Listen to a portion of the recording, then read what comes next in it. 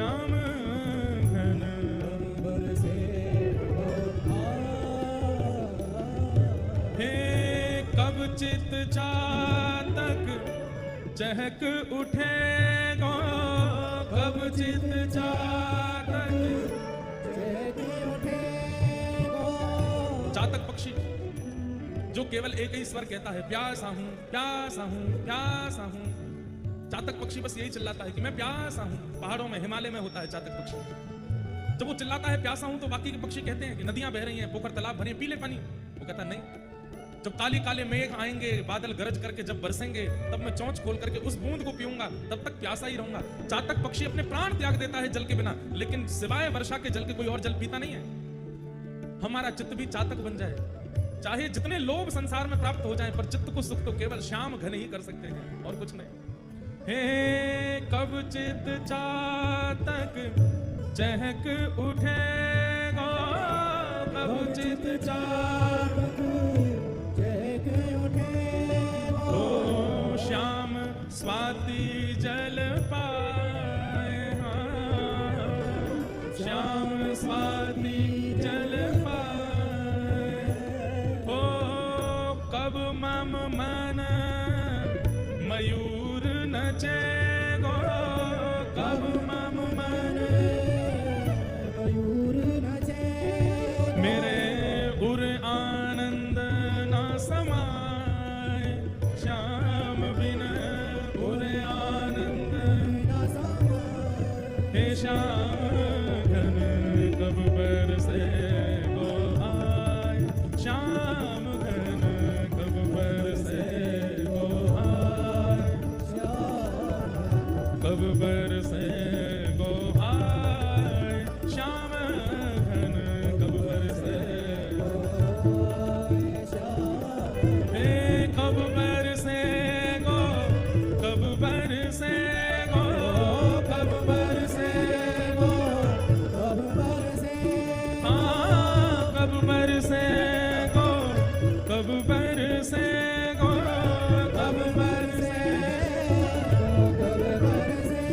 गो, कब बरसे गो आए, श्याम घन कब बरसे गो, श्याम घन कब बरसे गो आए, श्याम घन कब बरसे गो, कब बरसे गो आए, श्याम घन बरसे गो। वैसे तो ये इस ऋतु का पद है नहीं। कई लोग कहेंगे कि ये ऋतु तो कार्तिक है, इसमें आप वर्षा का पद क्यों गा रहे हो? तो ठाकुर जी भी तो नहीं मान रहे, वर्षा क्यों कर रहे हैं? ये कोई ऋतु वर्षा की है, काय को कर रहे हैं? जब ठाकुर जी नियम के विरुद्ध चल रहे हैं तो हम क्यों नियम में चलें? हम भी गाएंगे क्या? ओ घिर आए बदरा, झुक आए बदरा, घिर आए बदरा, झुक आए बदरा। ओ घिर आए बदरा, झुक आए बदरा, घिर आए श्यामा झूलन पधारो, घिर आए बदरा, श्यामा झूलन पधारो, घिर आए बदरा। हे राधे झूलन पधारो, घिर आए बदरा, राधे झूलन पधारो, घिर आए बदरा। देखो झूला तो नहीं है आज, लेकिन पलना तो है। आज शाम को ठाकुर जी पलना झूलेंगे, तो हम तो किशोरी जी को निवेदन कर रहे हैं कि आज लाला मौसम बनाए बैठे हैं, अकेले पलना में गाय को झूले। हे किशोरी जी आप भी पधारो, आज नंदोत्सव के बाद दोनों पलना में विराजो। हे घिर आए बदरा, झुक आए बदरा, घिर आए बदरा, ओ घिर आए बदरा, झुक आए बदरा, घिर आए बदरा। हे राधे झूलन पधारो, घिर आए बदरा, हे श्यामा झूलन पधारो, घिर आए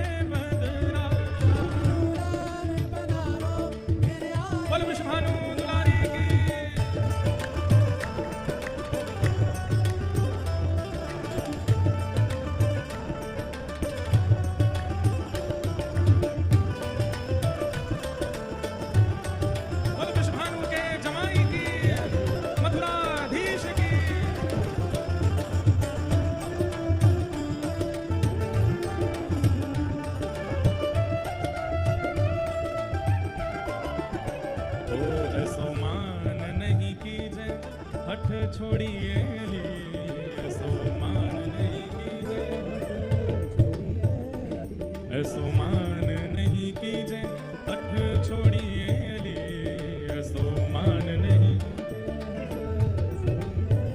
ओ तू तो परम सयानी वृष भानु की लले, तू तो परम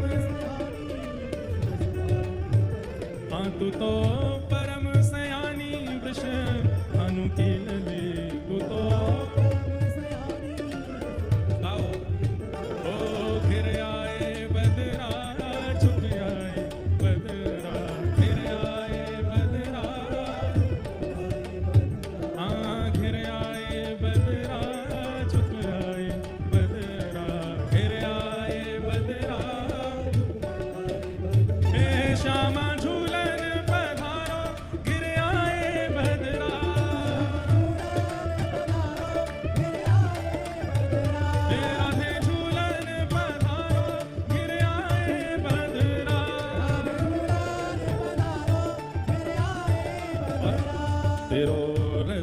प्रीतम मग जोगत खड़ो, तेरो रसिक प्रीतम मग जोगत, वह तो तेरे ही दुआरे कर जोड़ के खड़ो, वह तो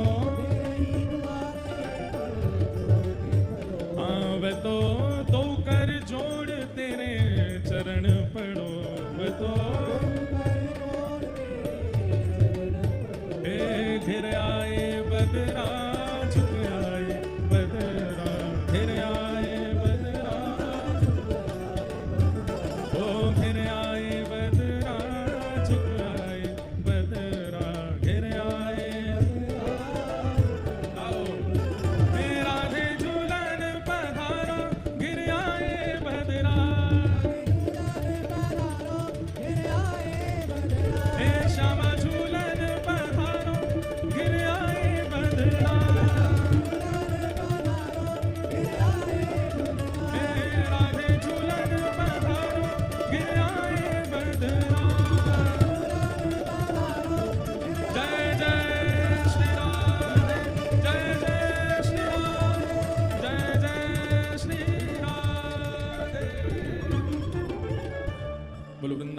बिहारी लाल की, श्री राधा रमण लाल की, श्री राधा वल्लभ लाल की, श्रीमद् भागवत महापुराण की जय, श्री सुखदेव जी महाराज की जय, श्री वेदव्यास भगवान की, श्री परीक्षित जी महाराज की जय, गिरिराज धरण की, श्याम सुंदर श्री यमुने महारानी की, श्री वल्लभाधीश की, गुसाई जी परम दयाल की, मथुराधीश की जय, सब संतन की, सब भक्तन की, भाष्यकार शेषावतार श्री रामानुज स्वामी जी महाराज की जय जय श्री राम, जय जय श्री राम, जय जय श्री राम, द्वारिकाधीश की जय। परम मंगल में प्रात प्रखलेश्वर, अकारण करुणा वरुणालय भक्त वांछा कल्पतरु, तड़िद्वत विनिंदित पीताम्बरधारी श्री बालकृष्ण लाल की वांगमयी शब्दमयी वाणीमयी प्रतिमूर्ति हम आप सबके मध्य में विराजमान श्रीमद् भागवत महापुराण को बारंबार प्रणाम। संत जनों की परम कृपा से, भगवत जनों की परम इच्छा से एलन इंस्टीट्यूट के समस्त परिवारीजन, वंदना परिवार, आप सबके सत्संकल्प और आपके गुरुदेव की परम कृपा से श्रीमद् भागवत का मंगलमय आयोजन, भागवत का मंगलमय यहाँ समागम कोटा नगरी में हो रहा है। मंच पर विराजमान समस्त विप्रवृंद, समस्त गंधर्वजन, भूदेवी श्रीदेवी के साथ विराजमान साक्षात प्रभु और आप सभी कोटा निवासी श्रोता भाई बंधु मातृशक्ति, छोटे बालक, मित्र, सखा, यहाँ पर उपस्थित सभी जनों को जय श्री कृष्ण, जय श्री कृष्ण, जय सिया राम, जय श्री राम, जय श्रीमन्नारायण, जय श्री नारायण, जय जय श्री राधे। जय श्री परमानंद के साथ ये भागवती कथा आज अपने चतुर्थ दिवस में प्रवेश कर रही है। आनंद का क्षण इतनी जल्दी व्यतीत होता है, ऐसा लगता है कल ही कथा प्रारंभ हुई थी, कल ही तो आए थे, अब तो विश्राम की ओर जा रहे हैं। अब आज के बाद 3 ही दिन की कथा रह जाएगी, कल परसों और उसके अगले दिन। ये नियम है कि आनंद के क्षण जल्दी व्यतीत होते हैं और उसमें भी वर्षा होना या ये सब क्रिया होना कई बार ठाकुर जी प्राकृतिक रूप से अपनी उपस्थिति दर्ज कराते हैं। अब प्रत्यक्ष ठाकुर जी अगर शंख चक्र गदा पद्म लेकर के आ जाएं तो हम लोग तो छोड़ेंगे नहीं, पीछे पड़ जाएंगे उनके, बेचारे इनको बैठने को भी जगह नहीं मिलेगी। इसलिए ठाकुर जी अपनी प्रकृति रूप से आते हैं कथा में। और वर्षा का भी रूप देखिए, सुबह से मूसलाधार नहीं हो रही है, मंदम मंदम ही हो रही है, धीमे धीमे। कथा पंडाल में जगह जगह से ठाकुर जी प्रवेश कर गए हैं। और ये भी हो सकता था कि भाई ऐसे सावन में भी नहीं होती पूरे दिन बारिश, तो सुबह से ही हो रही है, रात से हो रही है। ठाकुर जी मानो यूं कह रहे हैं आधे अधूरे क्यों आमे, हम पूरे पूरे आमेंगे। और जब हम आमेंगे तो हमारे लिए जगह तो छोड़नी पड़ेगी। तो आधा पंडाल इधर वाला ठाकुर जी नहीं ले रखा है, उसमें स्वयं अपने परिकर सहित विराज रहे हैं। तो अभी भी कई वैष्णव आते जा रहे हैं। हमारी प्रार्थना, जो वैष्णव अभी बैठे हैं पंडाल में, आप लोग उनको जगह दे देना, थोड़े थोड़े आज एडजस्टमेंट कर लेना। कोई बेचारे यहाँ से ऐसे बिना जगह के जावे नहीं, उसका प्रयास आप लोग करना।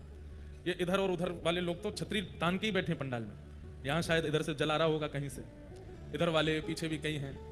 और भैया एक काम और हो सकता है कि जब यहाँ जगह ही नहीं बचे, वैसे तो लगभग पूरी हो गई है, तो फिर छतरी टांग के ही खड़े हो जाना, इधर छतरी में ही सुन लेना, अपना पंडाल बना के कथा सुन लीजिएगा। बड़े आनंद के साथ में आज चतुर्थ दिवस कथा का प्रारंभ हो रहा है।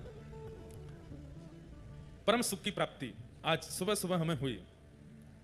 श्री मथुराधीश जी का दर्शन करने के लिए जब गए और वल्लभाचार्य जी के युगल चरण पादुका और उनके नवनीत प्रियालाल जी के जब दर्शन किए, इतना सुख हृदय को प्राप्त हो गया।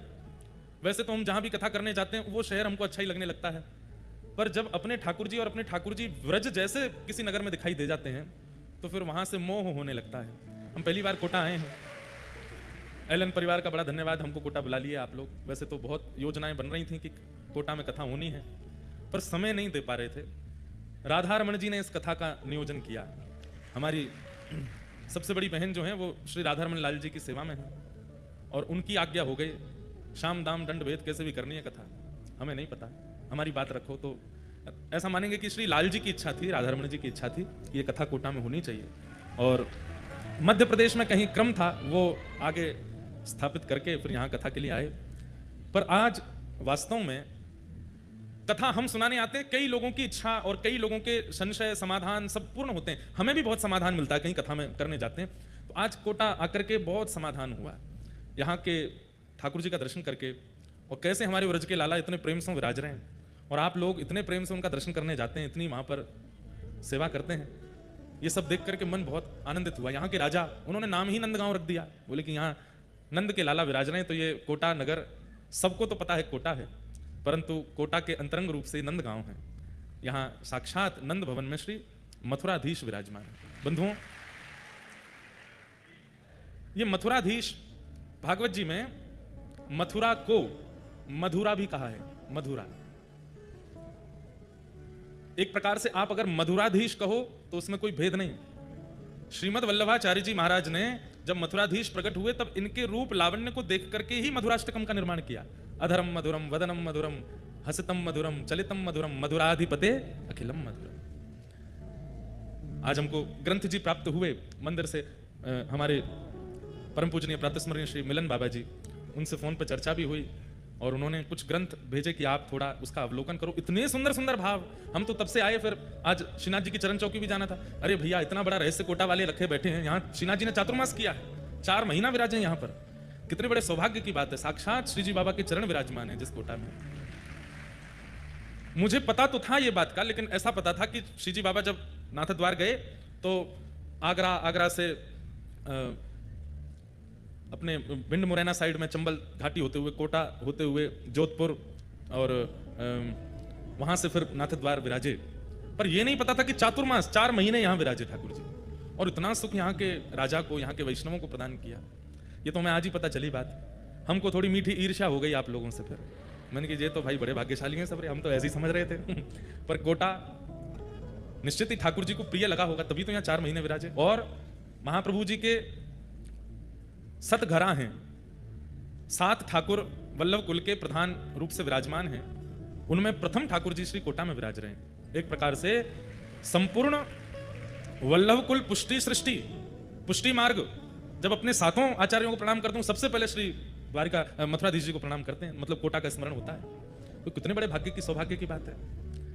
तो निश्चित ही ऐसे ही नहीं ठाकुर जी कहीं विराज जाते हैं, उस स्थान की महिमा एक बार की कथा आती है कि महादेव पार्वती जी के साथ में कहीं जा रहे थे, तो महादेव ने एक स्थान को प्रणाम किया, एक बंजर स्थान था, उसको प्रणाम किया। तो पार्वती जी ने पूछा कि आपने इस स्थान को प्रणाम क्यों किया? तो महादेव कहते हैं इस स्थान पर आज से इतने 1000 साल पहले कथा हुई थी, इसलिए ये भूमि पवित्र हो गई, मैं इसलिए इसको प्रणाम कर रहा हूं। पार्वती जी उसको प्रणाम करती हैं, बोले मतलब इतने 1000 साल पहले कथा हुई तब से इस स्थान में ऊर्जा है? तब महादेव कहते हैं जिस स्थान पर बैठ करके कोई जप कर ले, तपस्वी तप कर ले, विधि से नियम से कथावाचक कथा कर ले, ठाकुर जी विराज जाए, मनोरथ हो जाए, वो उस स्थान प्रलय काल में भी उस स्थान की महिमा घटती नहीं है, वो स्थान यथा योग्य बना रहता है। प्रलय आने पर भी, भूकंप आने पर भी, चाहे जो कुछ हो जाने पर भी वो स्थान सदा पूजनीय ही बना रहता है। थोड़ी दूर आगे महादेव गए तो फिर एक स्थान को प्रणाम किया, तो पार्वती जी ने भी प्रणाम किया, बोले यहां पर भी कथा हुई थी? तो महादेव हंस के बोले यहां कथा हुई नहीं थी, आज से 4000 साल बाद यहां कथा होगी, इसलिए मैं इसको प्रणाम कर रहा हूं। महादेव तो भविष्य जानते हैं, उनको पता है कि इस भूमि पर कथा होने वाली है। तो सोचिए ठाकुर जी अगर कहीं विराजमान हो जाते हैं और अपना हमारे मथुराधीश बहुत जगह विराजे, नाथ द्वार में भी विराजे हैं, मथुरा गोकुल में भी विराजे, जतिपुरा में भी विराजे, बूंदी राजस्थान में वहां पर भी आप कुछ समय विराजे, भ्रमण काल में खूब जगह जगह गए, पर आपने मूल रूप से कोटा को चुना। इसका मतलब क्या है? कोटा सामान्य नहीं, यहाँ की भूमि सामान्य नहीं है।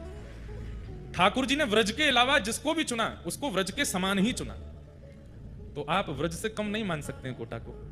ये बात आप लोगों के लिए नहीं है, ये उन लोगों के लिए है जो कोटा के मूल्य को अभी जाने नहीं। शिक्षा नगरी है, सुंदर नगरी है, कचौड़ी नगरी है, ये सब तो बात की बात है। सबसे पहले ये तो मथुराधीश की नगरी है, नंदगांव है। हमको तो एक अलग सा लगाव हो गया, आज दर्शन करके आनंद आया बहुत। और श्री गुसाई अपने महाप्रभु जी की जब युगल चरण पादुका का दर्शन किया तो वहां आचार्य चरण बोले कि जहां कहीं भी महाप्रभु जी की एक ही चरण पादुका के दर्शन है, केवल कोटा में ही युगल चरणारविंद के दर्शन है, केवल कोटा में ही युगल पादुका के दर्शन है। सुबह सुबह 8 बजे लाला उठते ही उपासी ले तो भयो पलना में झूल रहे हो। सुबह सुबह जब हम गए, बढ़िया ठाकुर जी का पलना हो रहा था, हमने कि हमारे नंदोत्सव तो कथा को आज ही है, सुबह ही है, मंदम मंदम जलधारा हो रही, ठाकुर जी बढ़िया प्रिय नवनीत पालने झूले श्री विठ्ठल नाथ झुलावे। बहुत बहुत आनंद आया आज। हमारी तो जैसे आज छठ पूजा है ना, हमारी छठ पूजा हो गई आज। सुबह सुबह ठाकुर जी का दर्शन किए, बिना कुछ पाए गए थे, और वहां ठाकुर जी का ही अधरामृत मिला, उसी से ही व्रत खुला एक प्रकार से। तो श्री मथुराधीश इन्हीं के रूप लावण्य को देखते हुए महाप्रभु जी गा रहे हैं, अधरम मधुरम वदनम मधुरम हृदयम मधुरम नयनम मधुरम मधुराधिपते अखिलम मधुरम मधुराधिपते अखिलम मधुरम। मंदिर में फोन कैमरा तो अलाउ नहीं होते, पर दूरबीन लेके जाना, दूरबीन तो ले जा सकते हो, और तब मथुराधीश जी के युगल चरणों से मुखमंडल तक वहां पूछ लेना कहीं कोई पीट पाट नहीं दे, फिर दूर से ऐसे दर्शन करना, और फिर उस झांकी को चित्त में धारण करके तब मधुराष्टकम गाइएगा। आप लोगों की तो संपत्ति है मधुराष्टकम, कोटा वालों की। नित्य गाया कीजिए, नित्य ठाकुर जी को रुझाया कीजिए, मधुराधिपते अखिलम मधुरम मधुराधिपते अखिलम मधुरम। तो श्री पद्मनाभ नाम के एक सुंदर व्यास थे कन्नौज में। ध्यान से सुनो, आपको कईयों को पता होगी, लाइव भी कई लोग सुन रहे हैं जो नाथद्वारा जाते हैं, सांवलिया सेठ जाते हैं और जयपुर जाते हैं। कभी अवसर मिले, लाइव जो सुन रहे हैं उन लोगों से हमारा निवेदन, कोटा भी आइए और कोटा में श्री मथुराधीश जी का दर्शन कीजिए। आपको तो कथा सबको पता ही है, पर जिनको नहीं पता है उनको लाइव वालों को हम सुना देते हैं। तो एक व्यास जी हुए कन्नौज में, उनका नाम था श्री पद्मनाभ। क्या नाम था? बहुत सुंदर कथा करते थे। हजारों लाखों की तादाद में लोग उनकी कथा सुनकर के अपनी शंकाओं का समाधान और परमानंद की प्राप्ति करते थे। परंतु उनके चित्त में इच्छा प्रकट हुई कि मैं सबका समाधान करता हूं, मेरा समाधान कौन करे। कई बार बंधुओं, कथा कहने वाले सबके समाधान करते, पर उनके चित्त में भी इच्छा होती कि हम भी कहीं किसी गुरु आश्रय में जाएं जो हमारा समाधान करे। और एक बात बताएं, वक्ता अगर इस प्रकार की वृत्ति रखता है उसको अहंकार कभी नहीं हो सकता। नहीं तो इस व्यासपीठ पर अहम बहुत जल्दी आ जाता है। इतने लोग प्रणाम करते हैं, इतने लोग वंदन करते हैं, इतने लोग सब आगे पीछे घूमते हैं, सब करते हैं, तो अहम आना बहुत स्वाभाविक हो जाता है। लेकिन व्यासपीठ पर बैठा वक्ता भी अपने ऊपर किसी आचार्य को मानता है और उनके सदा शरणागत में रहता है, तो उसके अंदर अहम नहीं आ सकता। तो श्री पद्मनाभ व्यास जी ने मन में विचार किया कि पद्मनाभ दास जी ने कि मैं किसके आश्रय में जाऊं, मेरा समाधान कौन करे। इसी भावना से कथा कहते थे कि हे भागवत जी, आप कृपा करो कि मेरे समाधान करने वाले गुरु भी आवे। तभी कन्नौज में श्रीमद वल्लभाचार्य महाप्रभु जी का आगमन हुआ। बंधुओं, श्रीमद वल्लभाचार्य जी कौन है? भगवान के मुख का अवतार हैं। ठाकुर जी की प्रत्येक वस्तु अवतार धारण करती है। आप कहेंगे क्यों, उनको आवश्यकता क्या है? भगवान के कंगन भी अवतार लेते हैं, भगवान का मुकुट भी अवतार लेता है, ठाकुर जी की वंशी भी अवतार लेती है, ठाकुर जी की पीतांबरी भी अवतार लेती है। ये सब भी आचार्य रूप धारण करके आते हैं। कहां तक कहूं, ठाकुर जी के अश्रुबिंदु भी अवतार लेते हैं। क्यों? क्योंकि सब लोग इधर देखो, अति सामीप्य में वैल्यू नहीं होती।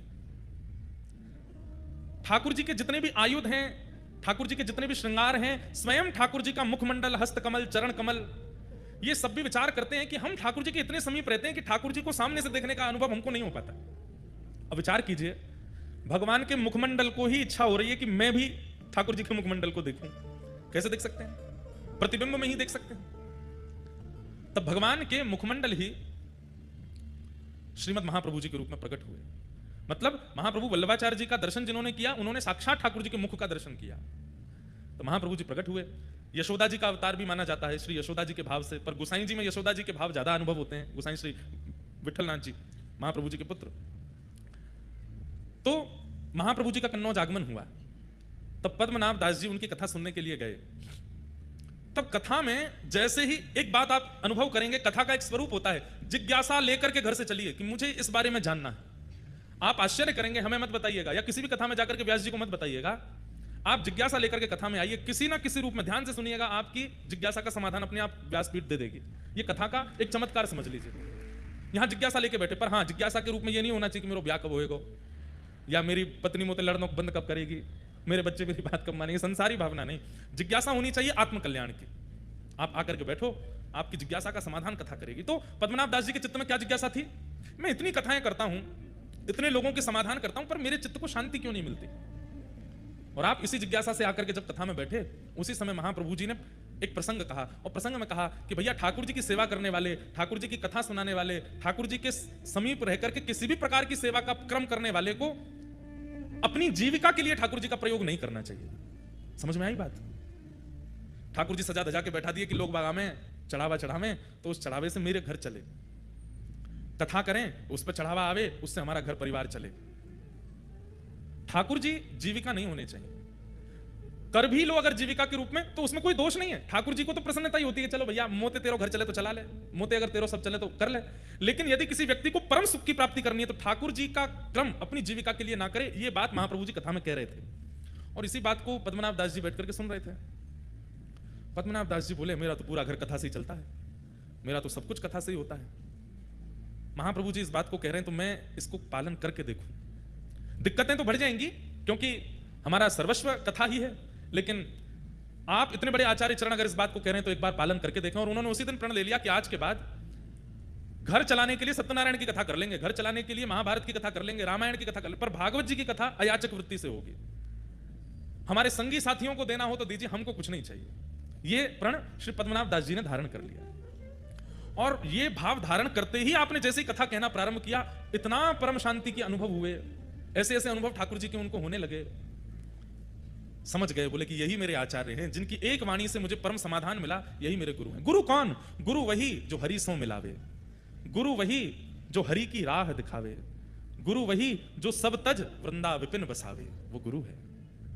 वो गुरु नहीं जिसके आश्रय में जाने से आप और संसार के हो गए, वो गुरु जिसके आश्रय में आने से, जिसकी वाणी सुनने से और संसार छूट गया, वो गुरु है। जिसकी वाणी, जिसकी उपस्थिति, जिसकी कथा ठाकुर जी के और समीप ले जावे, वो गुरु है। पद्मनाभ दास जी महाप्रभु जी के शरणागत हो गए और कहा कि प्रभु अब आप मुझे स्वीकार करो, मैं आपसे परम प्रसन्न हूं, आपने मेरे जीवन के समाधान कर दिए, अब मैं परम आनंद में रहता हूं, भागवत जी बिल्कुल अयाचक वृत्ति से करता हूं, और मुझे इतना सुख मिलता है। मेरे घर वालों को दिक्कत होती है, घर में धन नहीं जाता, थोड़े धन आदि की तंगी हो जाती है, लेकिन मुझे परम सुख मिलता है। और पद्मनाभ दास जी महाप्रभु जी के अनुयायी हो गए। महाप्रभु जी यदा कदा कहीं कहीं जाते तो पद्मनाभ दास जी को संग लेके जाते थे। गुरु भी कई बार शिष्य के शिष्यत्व को परखता है, और परखना भी चाहिए। शिष्य धनवान है, शिष्य सर्वगुण संपन्न है, और उस पर कृपा ज्यादा करे, ये गुरु का स्वभाव नहीं होना चाहिए। गुरु शिष्य के शिष्यत्व को देखे, और महाप्रभु जी ने पद्मनाभ दास जी के शिष्यत्व को देखा। सब लोग इधर देखिए, कहां से पधारे आपके निधि, सुनिए उनके बारे में। और ऐसा कैसा जीवन एक साधक को रखना पड़ता है, तब जाकर के ऐसे निधि मथुराधीश जैसे प्राप्त होते हैं, ये सुनिए। तो श्री पद्मनाभ दास जी महाप्रभु जी के साथ जाते थे। एक बार महाप्रभु जी कहीं प्रवास पर गए, और आप प्रसाद करने के लिए बैठे थे, बाहर द्वार पर पद्मनाभ दास जी खड़े थे। तभी एक व्यक्ति दौड़ा दौड़ा आया और बोला, महाप्रभु जी कहाँ हैं, मुझे उनसे मिलना है। तो पद्मनाभ दास जी बोले, भैया अभी आचार्य चरण प्रसाद पा रहे हैं, हमें बता दो क्या बात है। क्रोध में था तो उसने बताया। महाप्रभु जी के पीछे पीछे चल रहा था मैं, ये जान करके कि ये आचार्य हैं, इनकी सन्निधि में रहने से मुझे आनंद की प्राप्ति होगी, पर मेरे साथ तो गलत हो गया। बोले क्यों? अब ये तो आगे से कहीं मुड़ गए, वहां पर डकैतों ने मुझे पकड़ लिया और मेरा सब धन हरण कर लिया, मेरे गले का सब आभूषण ले गए और मेरे साथ तो बड़ा बुरा हुआ। तो मैं जितना मेरा आभूषण चोरी हुआ, जितने धन चोरी हुआ, सब मांगने आया हूं, क्योंकि इनके पीछे चल रहा था मैं। तो पद्मनाभ दास जी बाहर खड़े खड़े सोचे, ये बात महाप्रभु जी तक जाने लायक नहीं है। उन्होंने कहा कितना धन बनता है तुम्हारा? बोले इतना इतना धन बनता है। तो बोले चलो हम दिलाते हैं। और उनको किसी सेठ के पास गए, सेठ से कर्जा लेकर के उस व्यक्ति को धन दे दिया, महाप्रभु जी को नहीं बताया। अब वो सेठ जी बोले भैया इतना ब्याज बनेगा, कब लौटाओगे? बोले कि अब मैं करूंगा। खुद तो नियम धारण कर चुके थे कि बिना धन के कथा करनी है, और कोई कुछ आता नहीं था, धन कहां से आवे, वापस कैसे लौटाऊं? तब एक राजा आपके पास आया कि मुझे आपसे कथा सुननी है, आपके बारे में बहुत सुना है। तो बोले हम कथा तो करेंगे लेकिन दक्षिणा नहीं लेंगे। राजा तो कथा मांगने ही आया था, तो 4-5 बैलगाड़ी भर के सामग्री लेके आया था। बोले हम धन नहीं लेंगे। तो राजा बोला तो फिर ऐसे ही सुना दीजिए, हमको क्या, आप नहीं लेंगे तो हमें तो कथा सुननी है। लेकिन तभी उनको याद आया कि वो एक सेठ का हमको चुकाना है, पर कथा का पैसा भी नहीं लेना है, क्या करें? तो आपने राजा से कहा अगर हम भागवत ना सुना करके महाभारत सुना दें तो हम दक्षिणा ले लेंगे। राजा बोला हमको तो भागवत सुननी है। बोले कि सुनो देखो हम तुमसे क्या छुपाएं, सीधी बात ऐसी है, हमने नियम लिया कि हम भागवत जी का दक्षिणा नहीं लेंगे, और हमको किसी का कर्जा चुकाना है तो हम महाभारत सुना देंगे ताकि तुम दक्षिणा दो तो हम उसका चुका दें। राजा इतना आनंदित हो गया, आप कितने सरल हैं, महाभारत ही सुनाओ। तब आपने महाभारत की कथा सुनाई और महाभारत सुना करके जो दक्षिणा मिली ब्याज सहित उस सेठ को चुका दिया। अब ये खबर अभी तक महाप्रभु जी को नहीं है कि पीछे से ही शिष्य क्या कर रहे हैं। यही तो शिष्यत्व होता है। हम लोगों का शिष्यत्व कैसा कि हम गुरुजी के चरणार विंदों में कुछ अर्पित भी करते हैं तो 5 बार तो बता देते हैं, गुरुजी वहां से बनवाइए, गुरुजी ये लेके आए, या गुरुदेव ऐसे ऐसी सेवा कर रहे हैं। गुरुदेव, अरे आपसे ना पता चले गुरुदेव को, कोई और जाकर के संकेत कर दे कि गुरुदेव आपके एक शिष्य हैं, तो ऐसी ऐसी सेवा करते हैं, ऐसा उत्सव करते हैं, ऐसा, तो गुरुदेव को जो प्रसन्नता होगी ना, वही प्रसन्नता ठाकुर जी की प्राप्ति कराएगा। प्रयास किया कीजिए कि आचार्य हमसे रीझ हैं, हम बतावें उससे नहीं, कोई और जाके संकेत कर दे। और उसमें भी ये भावना नहीं होनी चाहिए ये गुरुजी के बहुत पास रहता है, इसके सामने करूंगा तो ये बता देगा, नहीं, आपके अंदर ये भावना ही नहीं आवे। महाप्रभु जी के पास जब ये बात गई, महाप्रभु जी ने पद्मनाभ दास जी को बुलाया, बोले सुनो, वो एक व्यक्ति उस दिन लड़ रहा था द्वार पर आकर के, तुमने हमसे क्यों नहीं मिलवाया? बोले कि आप उस समय प्रसाद पा रहे थे। क्या कह रहा था वो? बोले वो कह रहा था कि आपके पीछे पीछे वो चल रहा था, आप कहीं गली में मुड़ गए, वो भटक गया तो डाकुओं ने उसको लूट लिया, उसका जो धन बनता है वो मांगने आया था। हमने कहा आप देखते अच्छे नहीं लगते, तो हमने ऐसे ऐसे करके उसका धन कर दिया और महाभारत की कथा करके दक्षिणा लेके ब्याज भी चुका दिया। महाप्रभु जी के नेत्र सजल हो गए, हृदय से लगा लिया, तो हम तुमसे बहुत प्रसन्न हैं, मांगो कुछ। तब आपके चित्त में इच्छा प्रकट हुई कि मुझे ठाकुर जी की सेवा मिले। आचार्य चरण, आप कृपा करके मुझे ठाकुर जी की निज सेवा प्रदान कर दीजिए।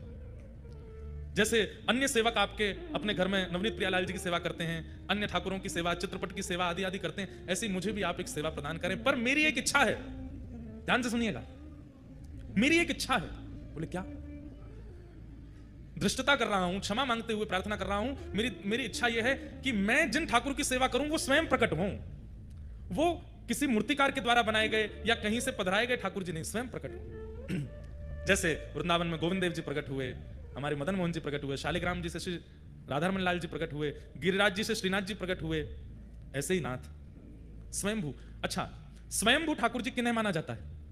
उनके लिए भी शास्त्रों में वर्णन है। पहला, पृथ्वी से प्रकट हों, दूसरा पहाड़ से प्रकट हों, पर्वत से प्रकट हों, तीसरा शुद्ध दैविक नदियों से प्रकट हों, और चौथा किसी वृक्ष की जड़ से प्रकट हों। ऐसे कुछ नियम है, उन्हीं को ही स्वयंभू ठाकुर जी माना। आजकल लोग बाग क्या करते हैं, पहले ही धर देते हैं नीचे जाके, वो हमारे घर से निकले, हमारे घर की खुदाई में निकले आए ठाकुर जी, हमारे वहां पर निकले, जो निकले। स्वयंभू ठाकुर जी का भी नियम बताया गया। या शालिग्राम से प्रकट हों, जैसे हमारे राधारमन लाल जी, उनको स्वयंभू ठाकुर जी माना जाता है। तो श्री पद्मनाभ दास जी ने इच्छा प्रकट की कि महाप्रभु जी, मैं सेवा करना चाहता हूं ठाकुर जी की, लेकिन ठाकुर जी स्वयंभू हों, स्वयं प्रकट हों।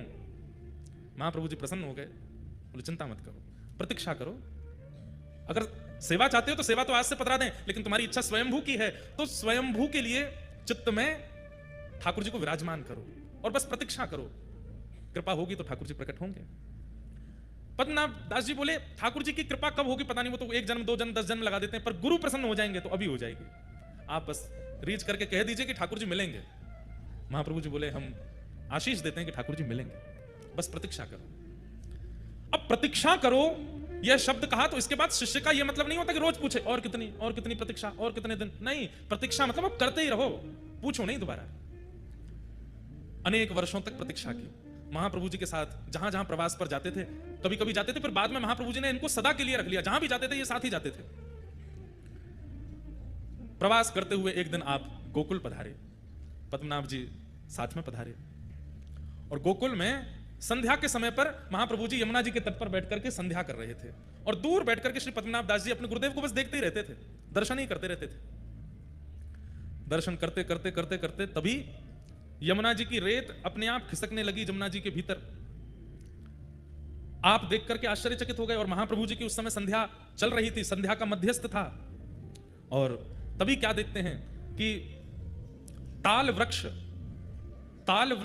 के समान, 7 ताल वृक्षों के समान विशाल स्वरूप ठाकुर जी का शंख चक्र गदा पद्म धारण करके प्रकट हो गए हैं। बोलो मथुराधीश की। इतने विशाल स्वरूप प्रकट हुए कि 7 ताल के वृक्ष के समान स्वरूप था ठाकुर जी का। आचार्य चरण ने देख करके तुरंत प्रणाम किया। पद्मनाभ दास जी तो देख करके हैरान रह गए, ये कितना विशाल विशिष्ट स्वरूप, अद्भुत स्वरूप के दर्शन करके आप आनंदित हो गए। तभी महाप्रभु जी ने आज्ञा की कि निवेदन कियो, जय जय, इतने बड़े बनकर के आयो, कैसे सेवा करेंगे? नसैनी लगानी पड़ेगी मोह तक पहुंचने के काजे। इतना सब कैसे विस्तृत होएगा? इतना बड़ा आपका स्वरूप है, इतने बड़े मंदिर बनाने पड़ेंगे। थोड़ी कलयुग की प्रधानता है, आप थोड़ा सा हम अर्चकन पे ध्यान धरो और अपनो रूप ने सूक्ष्म करो। तब वही विशाल स्वरूप छोटे से बनकर के श्री महाप्रभु वल्लभाचार्य जी की गोद में पधारे, और वही स्वरूप आज यहाँ कोटा में विराजमान। दूर खड़े खड़े नेत्र लाल हैं, नेत्रों से अश्रु गिर रहे हैं श्री पद्मनाभ दास जी के। हाथ जोड़ करके केवल कंपन हो रहा है। महाप्रभु जी मंद मुस्का करके कहते हैं, देखो तुम्हारी इच्छा आज पूर्ण भई, और तुम्हारे लिए स्वयंभू ठाकुर जी श्री मथुराधीश प्रकट हुए। नामकरण कर दिया, इनका नाम क्या बोलिए? मथुराधीश है। तब पद्मनाभ दास जी सन्मुख आकर के बैठ गए, बोले महाराज आपने इनका नाम मथुराधीश क्यों रखा? तब आचार्य चरण ने कहा कि देखो ये मथुरापुरी जो है ना, इसका मूल नाम मधुरापुरी है।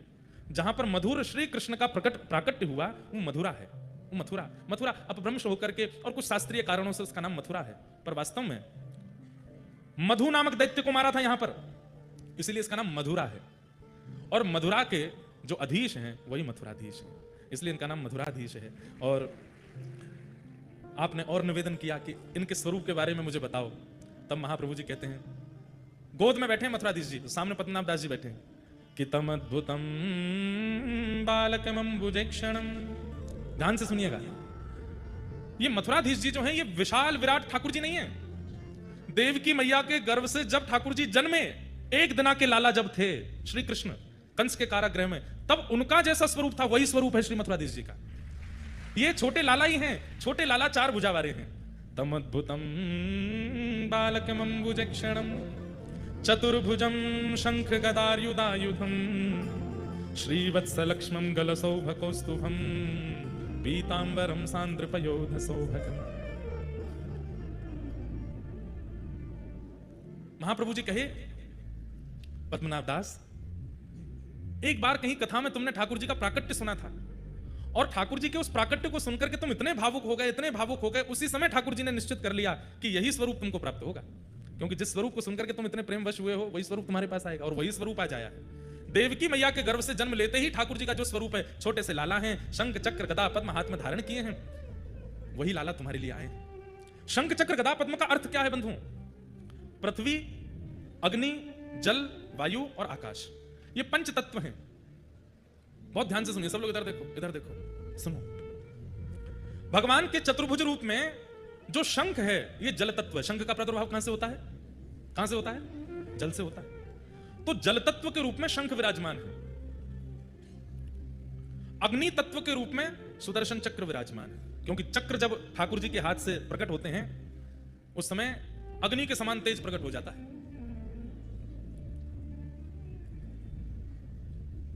और जो भूमि तत्व है उस भूमि तत्व से ठाकुर जी के हाथ में कमल विराजमान है, और आकाश तत्व से ठाकुर जी के हाथ में गदा विराजमान है, और वायु तत्व ठाकुर जी का स्वयं स्वरूप है। कैसे?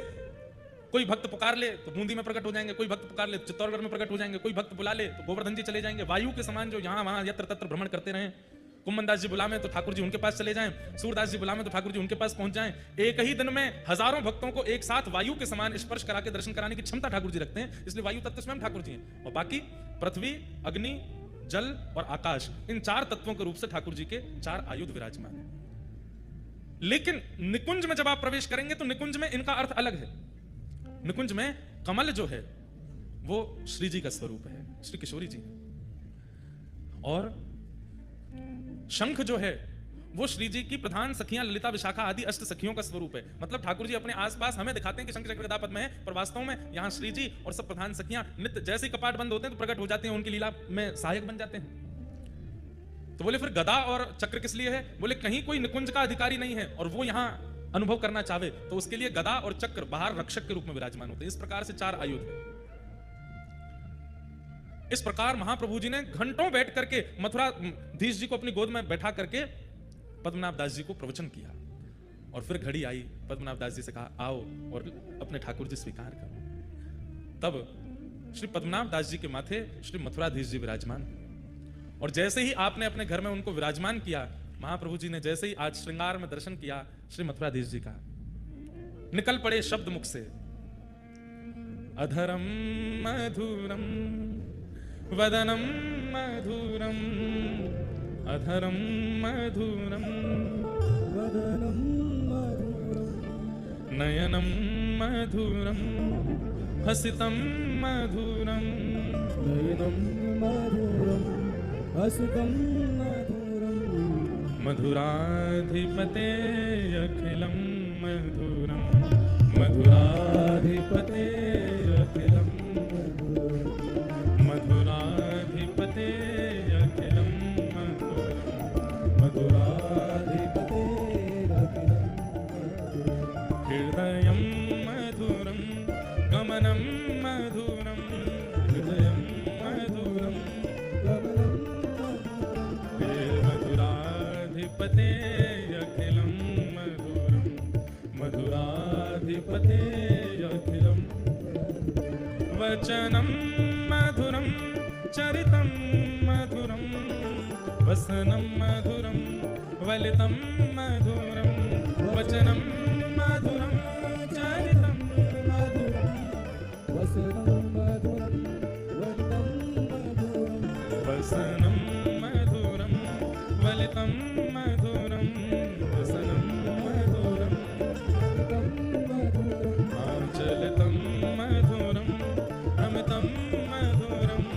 चलितं मधुरं वलितं मधुरं, मधुराधिपते अखिलं मधुरं, मधुराधिपते अखिलं, वेणु मधुरो रेणु मधुर, पाणि मधुर पादौ मधुरो, वेणु मधुरो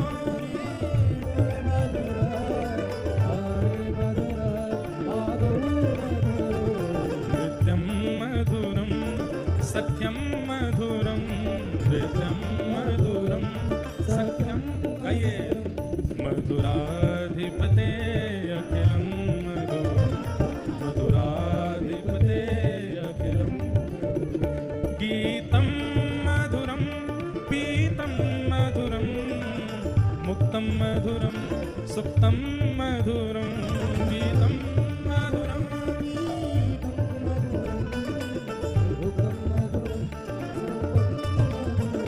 रूपं मधुरं तिलकं मधुरं, रूपं मधुरं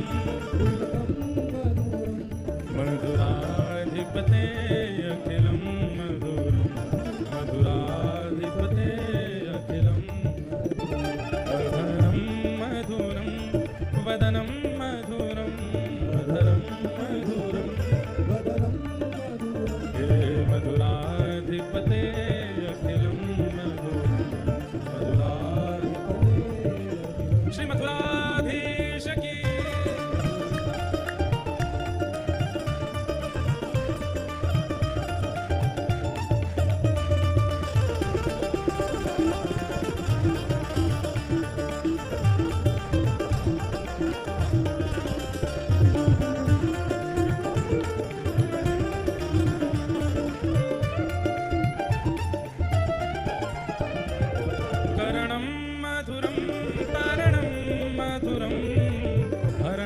मधुरं स्मरणं मधुरं करणं मधुरं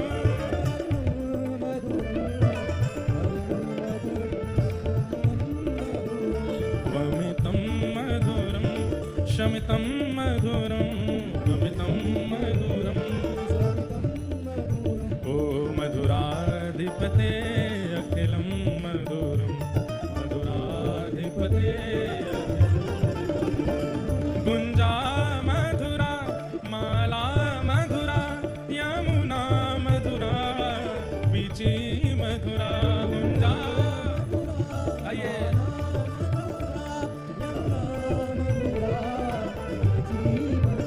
सलिलं मधुरं कमलं मधुरं सलिलं मधुरं मधुराधिपते अखिलं मधुरं मधुराधिपते गोपी मधुरा लीला मधुरा युक्तं मधुरं मुक्तं मधुरं गोपी मधुरा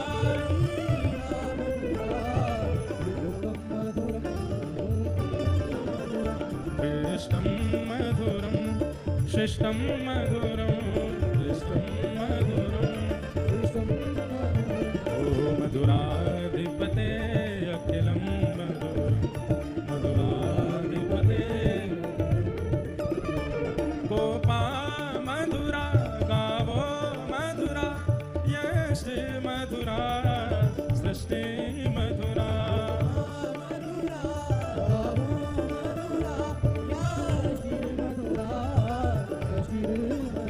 ललितं मधुरं फलितं मधुरं ललितं मधुरं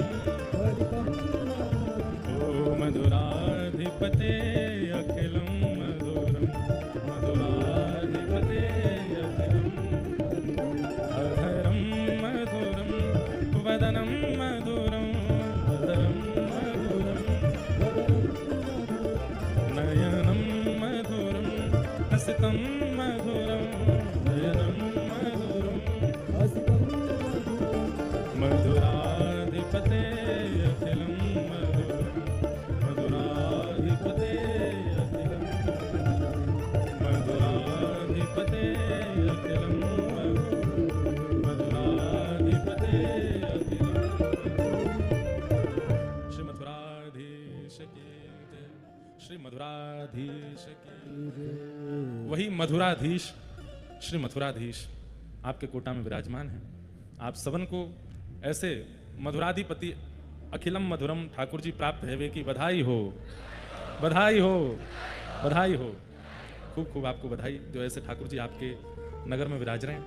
जाए करो भैया, नित्य दर्शन करवे को नियम बन जाए तो नित्य जाओ, नित्य नहीं जा सको तो 2 दिना में जाओ, 2 दिना में ना जा सको तो 5 दिना में, नहीं तो हफ्ता में जाओ। हफ्ता से ज्यादा नहीं बोलेंगे, हफ्ता में तो जाना ही पड़ेगा।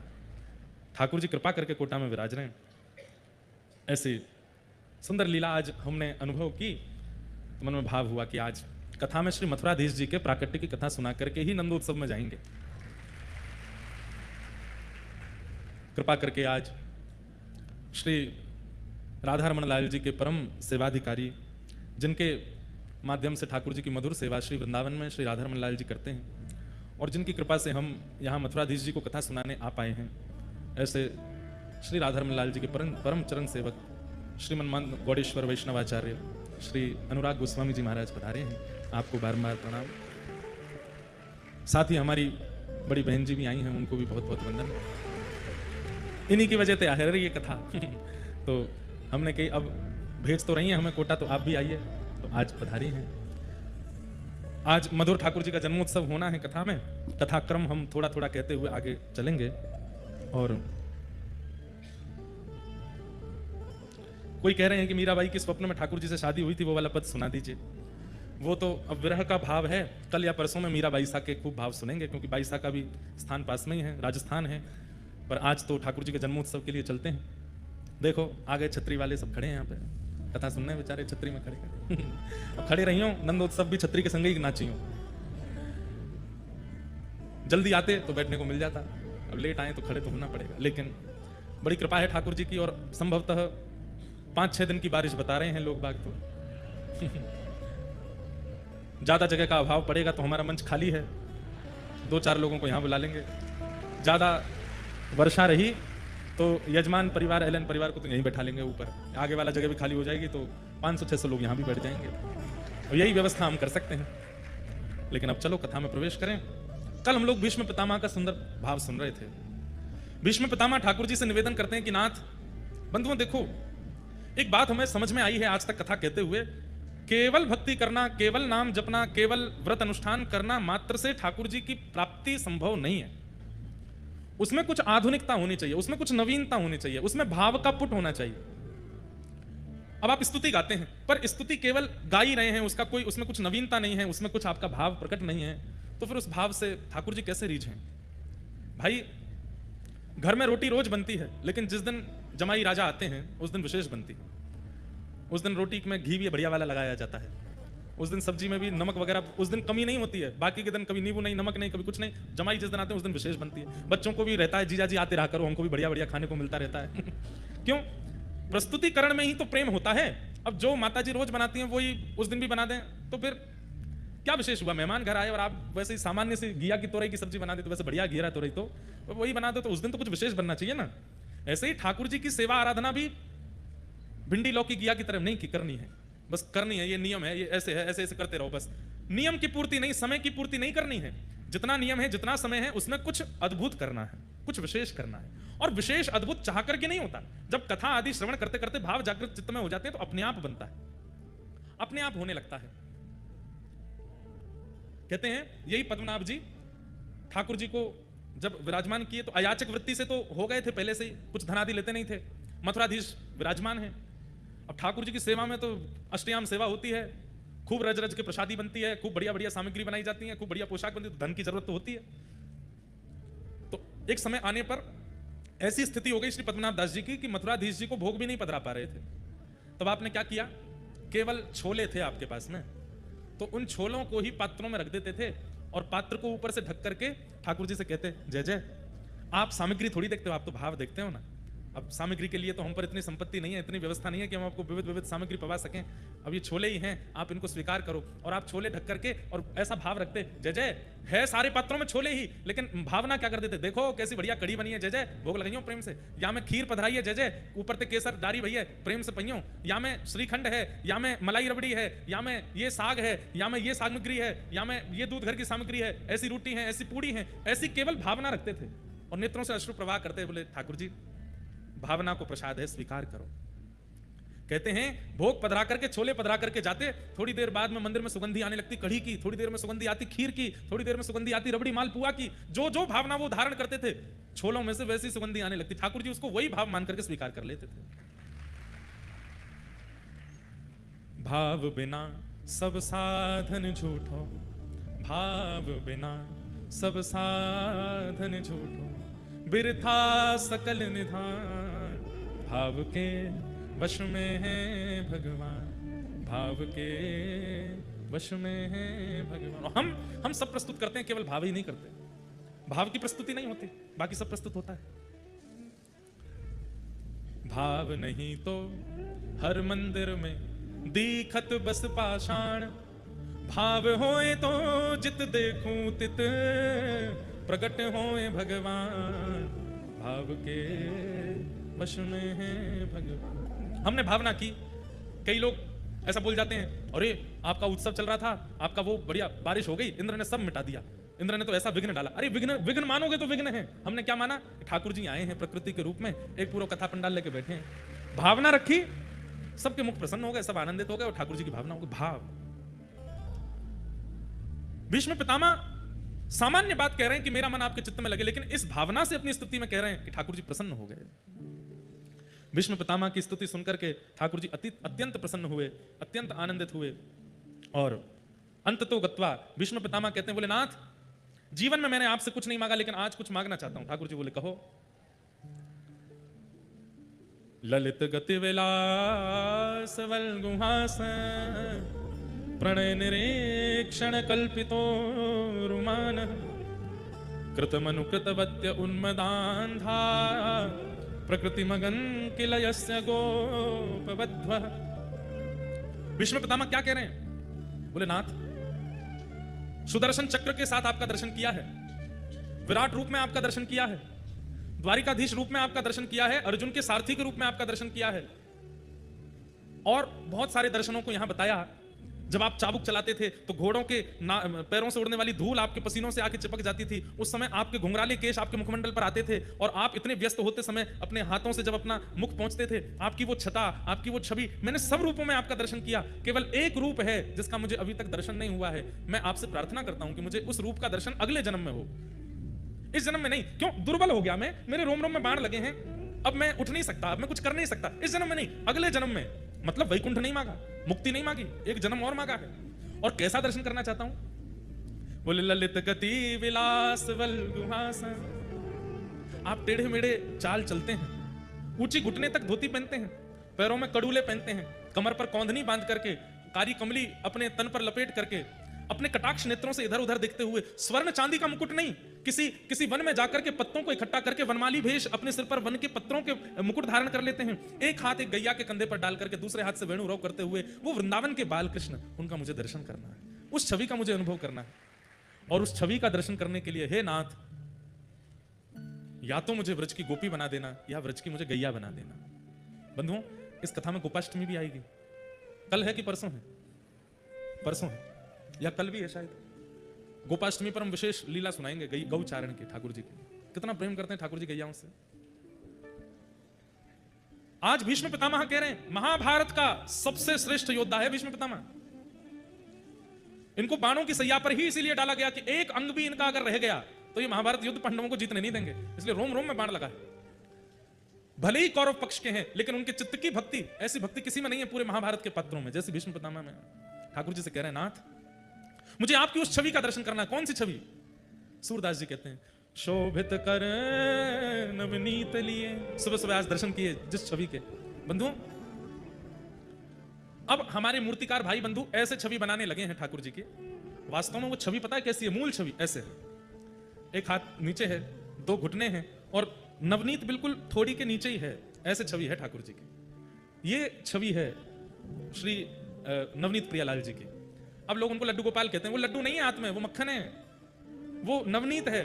अरे लाला के दांत ना निकले हैं, घुटमुन चलने वाले बालक के दांत निकल आते हैं, वो लड्डू कैसे खाएगा? वो तो नवनीत ही खाते हैं, वो तो मक्खन ही खाते हैं। वो नवनीत प्रियालाल हैं, मक्खन गोपाल कह लो, लड्डू गोपाल तो चलो अब उसको हम गलत नहीं कहेंगे कि वो गलत है। ऐसा मान लो कि जिनके लड्डू जैसे गाल हैं वो लड्डू गोपाल है, लड्डू जैसे हाथ है, लड्डू जैसे पाम है, लड्डू जैसे है, वो लड्डू गोपाल। लेकिन हाथ में लड्डू नहीं है, हाथ में तो मक्खन है।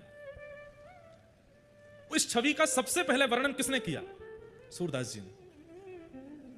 गाइए मेरे साथ। शोभित कर नवनीत लिए, शोभित कर नवनीत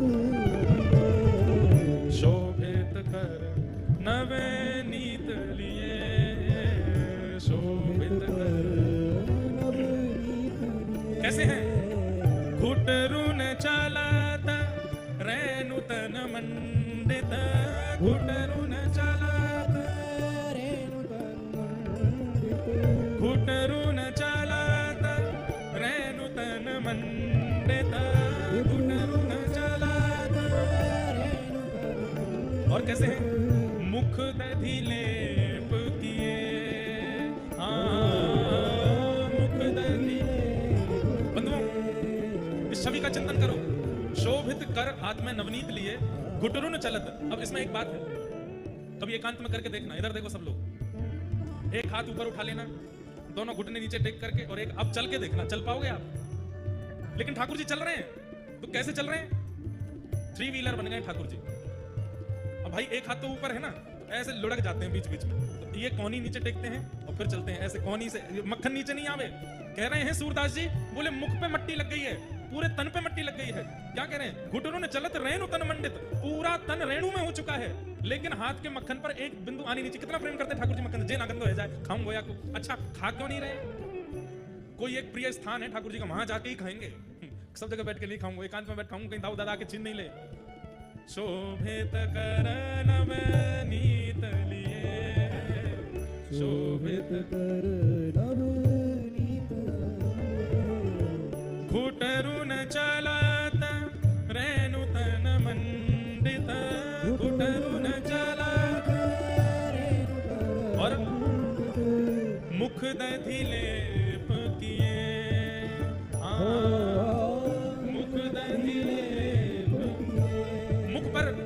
कही लगी है। कैसी सुंदर ठाकुर जी की छवि है। चारू कपोल, चारू कपोल, कपोल मतलब गाल, चारू कपोल लोल लोचन, चारू कपोल, गोल गोल गाल हैं और बड़े बड़े नेत्र हैं। लोल लोचन मतलब लुभाने वाले ऐसे नेत्र हैं ठाकुर जी के कि जब चल के इधर उधर देखते हैं तो आकर्षण बनता है उन नेत्रों की ओर। चारू कपोल लोल लोचन, चारू कपोल और गोरोचन तिलक किए, रोचन तिलक। हमारे हम आधे तो रामानुजी हैं और आधे पुष्टि मार्गी हैं। क्यों? हमारे पूज्य पिताजी महाराज और हम तो रामानुज वैष्णव हैं, पर हमारे पूज्य नाना जी पुष्टि मार्गी थे, पंडित श्री कृष्णलाल शास्त्री, और उनको लाखों की तादाद में पद याद थे। उन्हीं की कृपा से हम पद गाते हैं। उन्होंने ही व्यासपीठ पर बिठाया। हमारे पूज्य नाना जी वो उसका इतना सुंदर वर्णन करते थे। गोरोचन तिलक किए, गैया के यहां माथे पर भीतर गोरोचन होता है। किसी किसी गाय के नासिका से वो रोचन प्रकट होता है। वो मल की तरह नहीं होता, वो गंदा नहीं होता, उसमें इत्र की तरह सुगंधी होती है। वो गोरोचन यहां से प्रकट होता है किसी किसी गाय के। लाखों में से किसी एक गैया के प्रकट होता है गोरोचन। वह गोरोचन का तिलक लगाती है यशोदा मैया लाला को। 9 लाख गैया हैं तो महीना 1.5 महीना में एक गैया के गोरोचन प्रकट हो जाता है। आजकल संभव नहीं है, और होता होगा तो पता नहीं, लोगों को खबर नहीं होगी इसलिए उसका पता नहीं चलता। कींच जैसी होती है, जैसे खस की कींच होती है ऐसी कींच निकलती है और जरा सी निकलती है। वो मैया इकट्ठा करके लाला कुआ को तिलक लगावे, गोरोचन तिलक किए। पर हमारे पूज्य नाना जी इसका एक अर्थ और करते थे। बोले लाला यहां गोरोचन को गोबर मान लो, दही मत करके मक्खन निकाल के धरूं और आप मेरे घर आओ, वाको चोरी करवे के काज। ये भीष्म पितामह मांग रहे हैं ठाकुर जी से। इस प्रकार भीष्म पितामह ने भगवान की स्तुति गाई। लाला भैया जाड़ों से लग रहा है कि बंद कराए तो ऐसा लग रहा है कितनी ठंड है गई है आज। लग तो बहुत देर से रही थी पर लीला ऐसी बढ़िया चल रही थी कि उसमें पता नहीं चला। जब लीला विश्राम भाई तो पता चली, कांप सो गए पीछे थे। भीष्म पितामह ने भगवान की स्तुति गाई। तत्पश्चात ठाकुर जी द्वारिका को प्रस्थान कर गए और यहां उत्तरा के गर्भ के बालक ने जन्म लिया जिसकी कल ठाकुर जी रक्षा किए थे, और यही बालक परीक्षित बना। परीक्षित के जन्म लेते ही सब ब्राह्मण आए, ब्राह्मणों ने आकर के नामकरण किया, कुंडली बनाई, सुंदर उसमें परीक्षित के गुण बताए। युधिष्ठिर जी महाराज ने पूछा आप इस बालक में गुणी गुण बता रहे हो, क्या इस बालक में कोई अवगुण नहीं है? तब ब्राह्मणों ने कहा कि देखिए नाथ, अवगुण तो कुछ नहीं है लेकिन एक अपराध इस बालक से बनेगा। बोले कैसा अपराध बनेगा? तक्षकादात्मनो मृत्युम द्विजपुत्रोपसर्जिता प्रपत्स्यत उपश्रुत्य मुक्त संक पदम हरे। ये बालक एक ब्राह्मण का अपमान करेगा और जिसके कारण तक्षक सर्प के द्वारा डमसन से मृत्यु का इसको श्राप लगेगा। बता दिया। जो लोग ज्योतिष पर कभी कभी प्रश्न उठाते हैं कि ज्योतिष शास्त्र होता भी है कि नहीं, ये सब होता भी है कि नहीं, क्यों नहीं होता? भागवत जी में लिखा है। और भगवान के नेत्र हैं ज्योतिष, पर उनके ज्ञाता अच्छे होने चाहिए, जानकार अच्छे होने चाहिए। और दूसरी बात, जिज्ञासु के चित्त में हर बात को पूछने की जिज्ञासा नहीं होनी चाहिए। ये बता दो कल क्या होगा, ये बता दो परसों क्या होगा, आगे क्या होगा। ये इतनी ज्यादा ज्योतिष के पीछे भी नहीं पड़ना चाहिए। बहुत जरूरी हो तभी जाकर के ज्योतिष का आश्रय लेना चाहिए। विवाह आदि संबंधों में ज्योतिष का आश्रय लेना चाहिए। बालक के नामकरण आदि में ज्योतिष का आश्रय लेना चाहिए। गृह प्रवेश में ज्योतिष का आश्रय लेना चाहिए। लेकिन कई लोग हैं उनके पास दिन भर कोई काम ही नहीं है, वो पूछते ही रहते हैं अब क्या होगा, ये कैसे हो गया, ये काम बनेगा कि नहीं बनेगा, इनका होगा कि नहीं होगा। जो इतने ज्यादा ज्योतिष के पीछे पड़े रहते हैं, हम कह दें हमारी बात किसी को बुरी ना लगे, फिर ज्योतिष उनको सही फलादेश देती भी नहीं है। इतना पीछे नहीं पड़ना चाहिए अपने भाई। जीवन एक ठाकुर जी ने पिक्चर बनाई है। अब पिक्चर में आप पहले ही पॉज कर करके आगे क्या हो रहा है देख लूं, अब इससे आगे क्या हो रहा है देख लूं। पिक्चर देखने का क्या फायदा? अनुभव करो क्या होगा। ठाकुर जी के नाम पर विश्वास करो, नाम का आश्रय लो, सब मंगल में होगा। तो इतना अधिक उसके प्रति लगे नहीं रहना चाहिए। और आपने ज्योतिष बताने वाले लोगों से कभी ये पूछा, हाथ देख के बताइए ठाकुर जी कब मिलेंगे हमारे जीवन में? जैसे पद्मनाभ दास जी को मथुराधीश जी प्राप्त हुए, श्रीमद वल्लभाचार्य जी को महाप्रभु वल्लभाचार्य जी को श्रीनाथ जी प्राप्त हुए, हितरवंश महाप्रभु को राधा वल्लभ जी प्राप्त हुए, गोपाल भट्ट गोस्वामी जी को राधारमण लाल प्राप्त हुए। नहीं कि ये बताओ हमारी हाथ की रेखा देख हमको ठाकुर जी कब मिलेंगे, पूछा कभी? ऐसी भावनाओं के लिए तो ज्योतिष का हमने आश्रय कभी नहीं लिया। श्री जी कब कृपा करेंगे? केवल अपने जीवन सुख के बारे में पूछते रहते हैं इसीलिए ज्योतिष शास्त्र की वो गरिमा महिमा बन नहीं पाती जो होनी चाहिए। नाम पर भरोसा करके जीजिए, वो बहुत आवश्यक पड़ने पर ही ज्योतिष शास्त्र के द्वारा उसका समाधान पूछिए। यहां पर युधिष्ठिर आदि ने पूछा कि बालक के अंदर सब गुणी गुण है, कोई अवगुण नहीं है?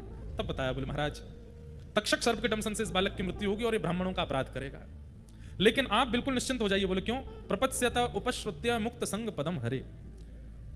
भले ही तक्षक सर्प से इसकी मृत्यु होगी, भले ही ब्राह्मणों का अपराध इससे बनेगा, लेकिन एक सदगुरु इसके जीवन में आएंगे और वो इसके जीवन में आकर के श्राप को और ब्राह्मणों के अपमान को भी एक आशीर्वाद बनाकर के ठाकुर जी की प्राप्ति करा देंगे। बंधुओं, सदगुरु यदि जीवन में है, गुरु विशिष्ट रूप से यदि जीवन में है, तो निश्चित है विशाल से विशाल अपराधों को भी वो आशीर्वाद में परिवर्तित कर देते हैं। धीरे धीरे परीक्षित बड़े हुए, भगवान अपनी लीला पूरी करके स्वधाम चले गए। ये खबर जब पांडवों को पता चली तो पांडवों ने भी स्वर्गारोहण कर लिया। छोटे से परीक्षित को राज्य गद्दी पर बिठा दिया। धीरे धीरे परीक्षित बड़े हुए और फिर परीक्षित का विवाह आदि हुआ, जन्मेजय आदि पुत्र हुए, एक छत्र सम्राट हैं। एक दिन वन में निकले तब इन्होंने देखा कि काला काला व्यक्ति वृषभ यानी कि बैल के 3 पैर काट चुका है, चौथा पैर काट रहा है। जैसी तलवार निकाल के मारने के लिए पहुंचे, उसने चरण पकड़ लिए, बोले मुझे मत मारो। बोले कौन हो तुम? तब उस काले से व्यक्ति ने अपना परिचय दिया कि मैं कलिकाल हूं, कलयुग हूं। और ये वृषभ कौन है? बोले ये धर्म है। धर्म के 4 पैर होते हैं, सत्य, दान, दया और पवित्रता। अगर कोई व्यक्ति पवित्र नहीं रहता है, उसको धार्मिक नहीं माना जाता। पवित्र मतलब 3 बार नहाने वाला पवित्र नहीं होता, चित्त से पवित्र, चरित्र से पवित्र, उसको पवित्र माना गया, वो धार्मिक है। तो पवित्रता धर्म का लक्षण है। दया, दया धर्म का लक्षण है। पर हम लोगों को दया स्पेसिफिक एक समय पर ही दया आती है। जैसे आजकल इन्फ्लुएंसर्स को बहुत दया आती है, जिनके पास कैमरा 24 घंटा ऑन रहता है, उनको बहुत दया आती है। ओहो, स्ट्रीट डॉग्स कैसे परेशान हो रहे हैं, पटाखों से ये हो रहा है, ये हो रहा है, देखो देखो दोस्तों क्या चल रहा है।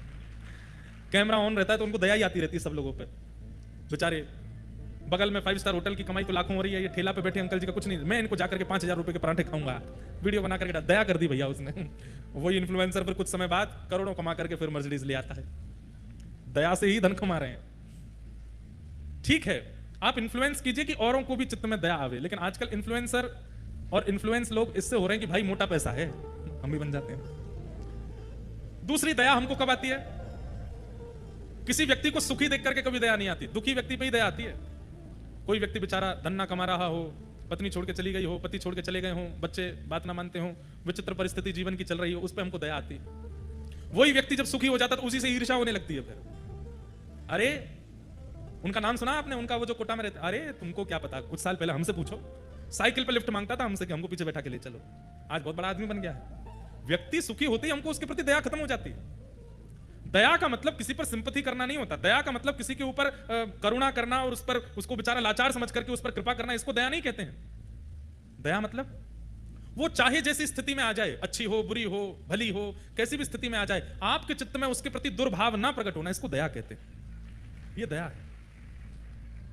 कोई व्यक्ति गलत कर रहा है तो आपके मन में यह भाव आना चाहिए कि ये गलत किस लिए कर रहा है, ऐसा क्या कारण बना कि इसको गलत करना पड़ा। ये विचारधारा जो चित्त में है, इसको दया कहते हैं। कलयुग ने चरण पकड़ लिए। हाँ, तो धर्म का दूसरा चरण क्या है? पहला चरण पवित्रता, दूसरा चरण दया, तीसरा चरण दान। कल मैंने दान के विषय में थोड़ा कहा था।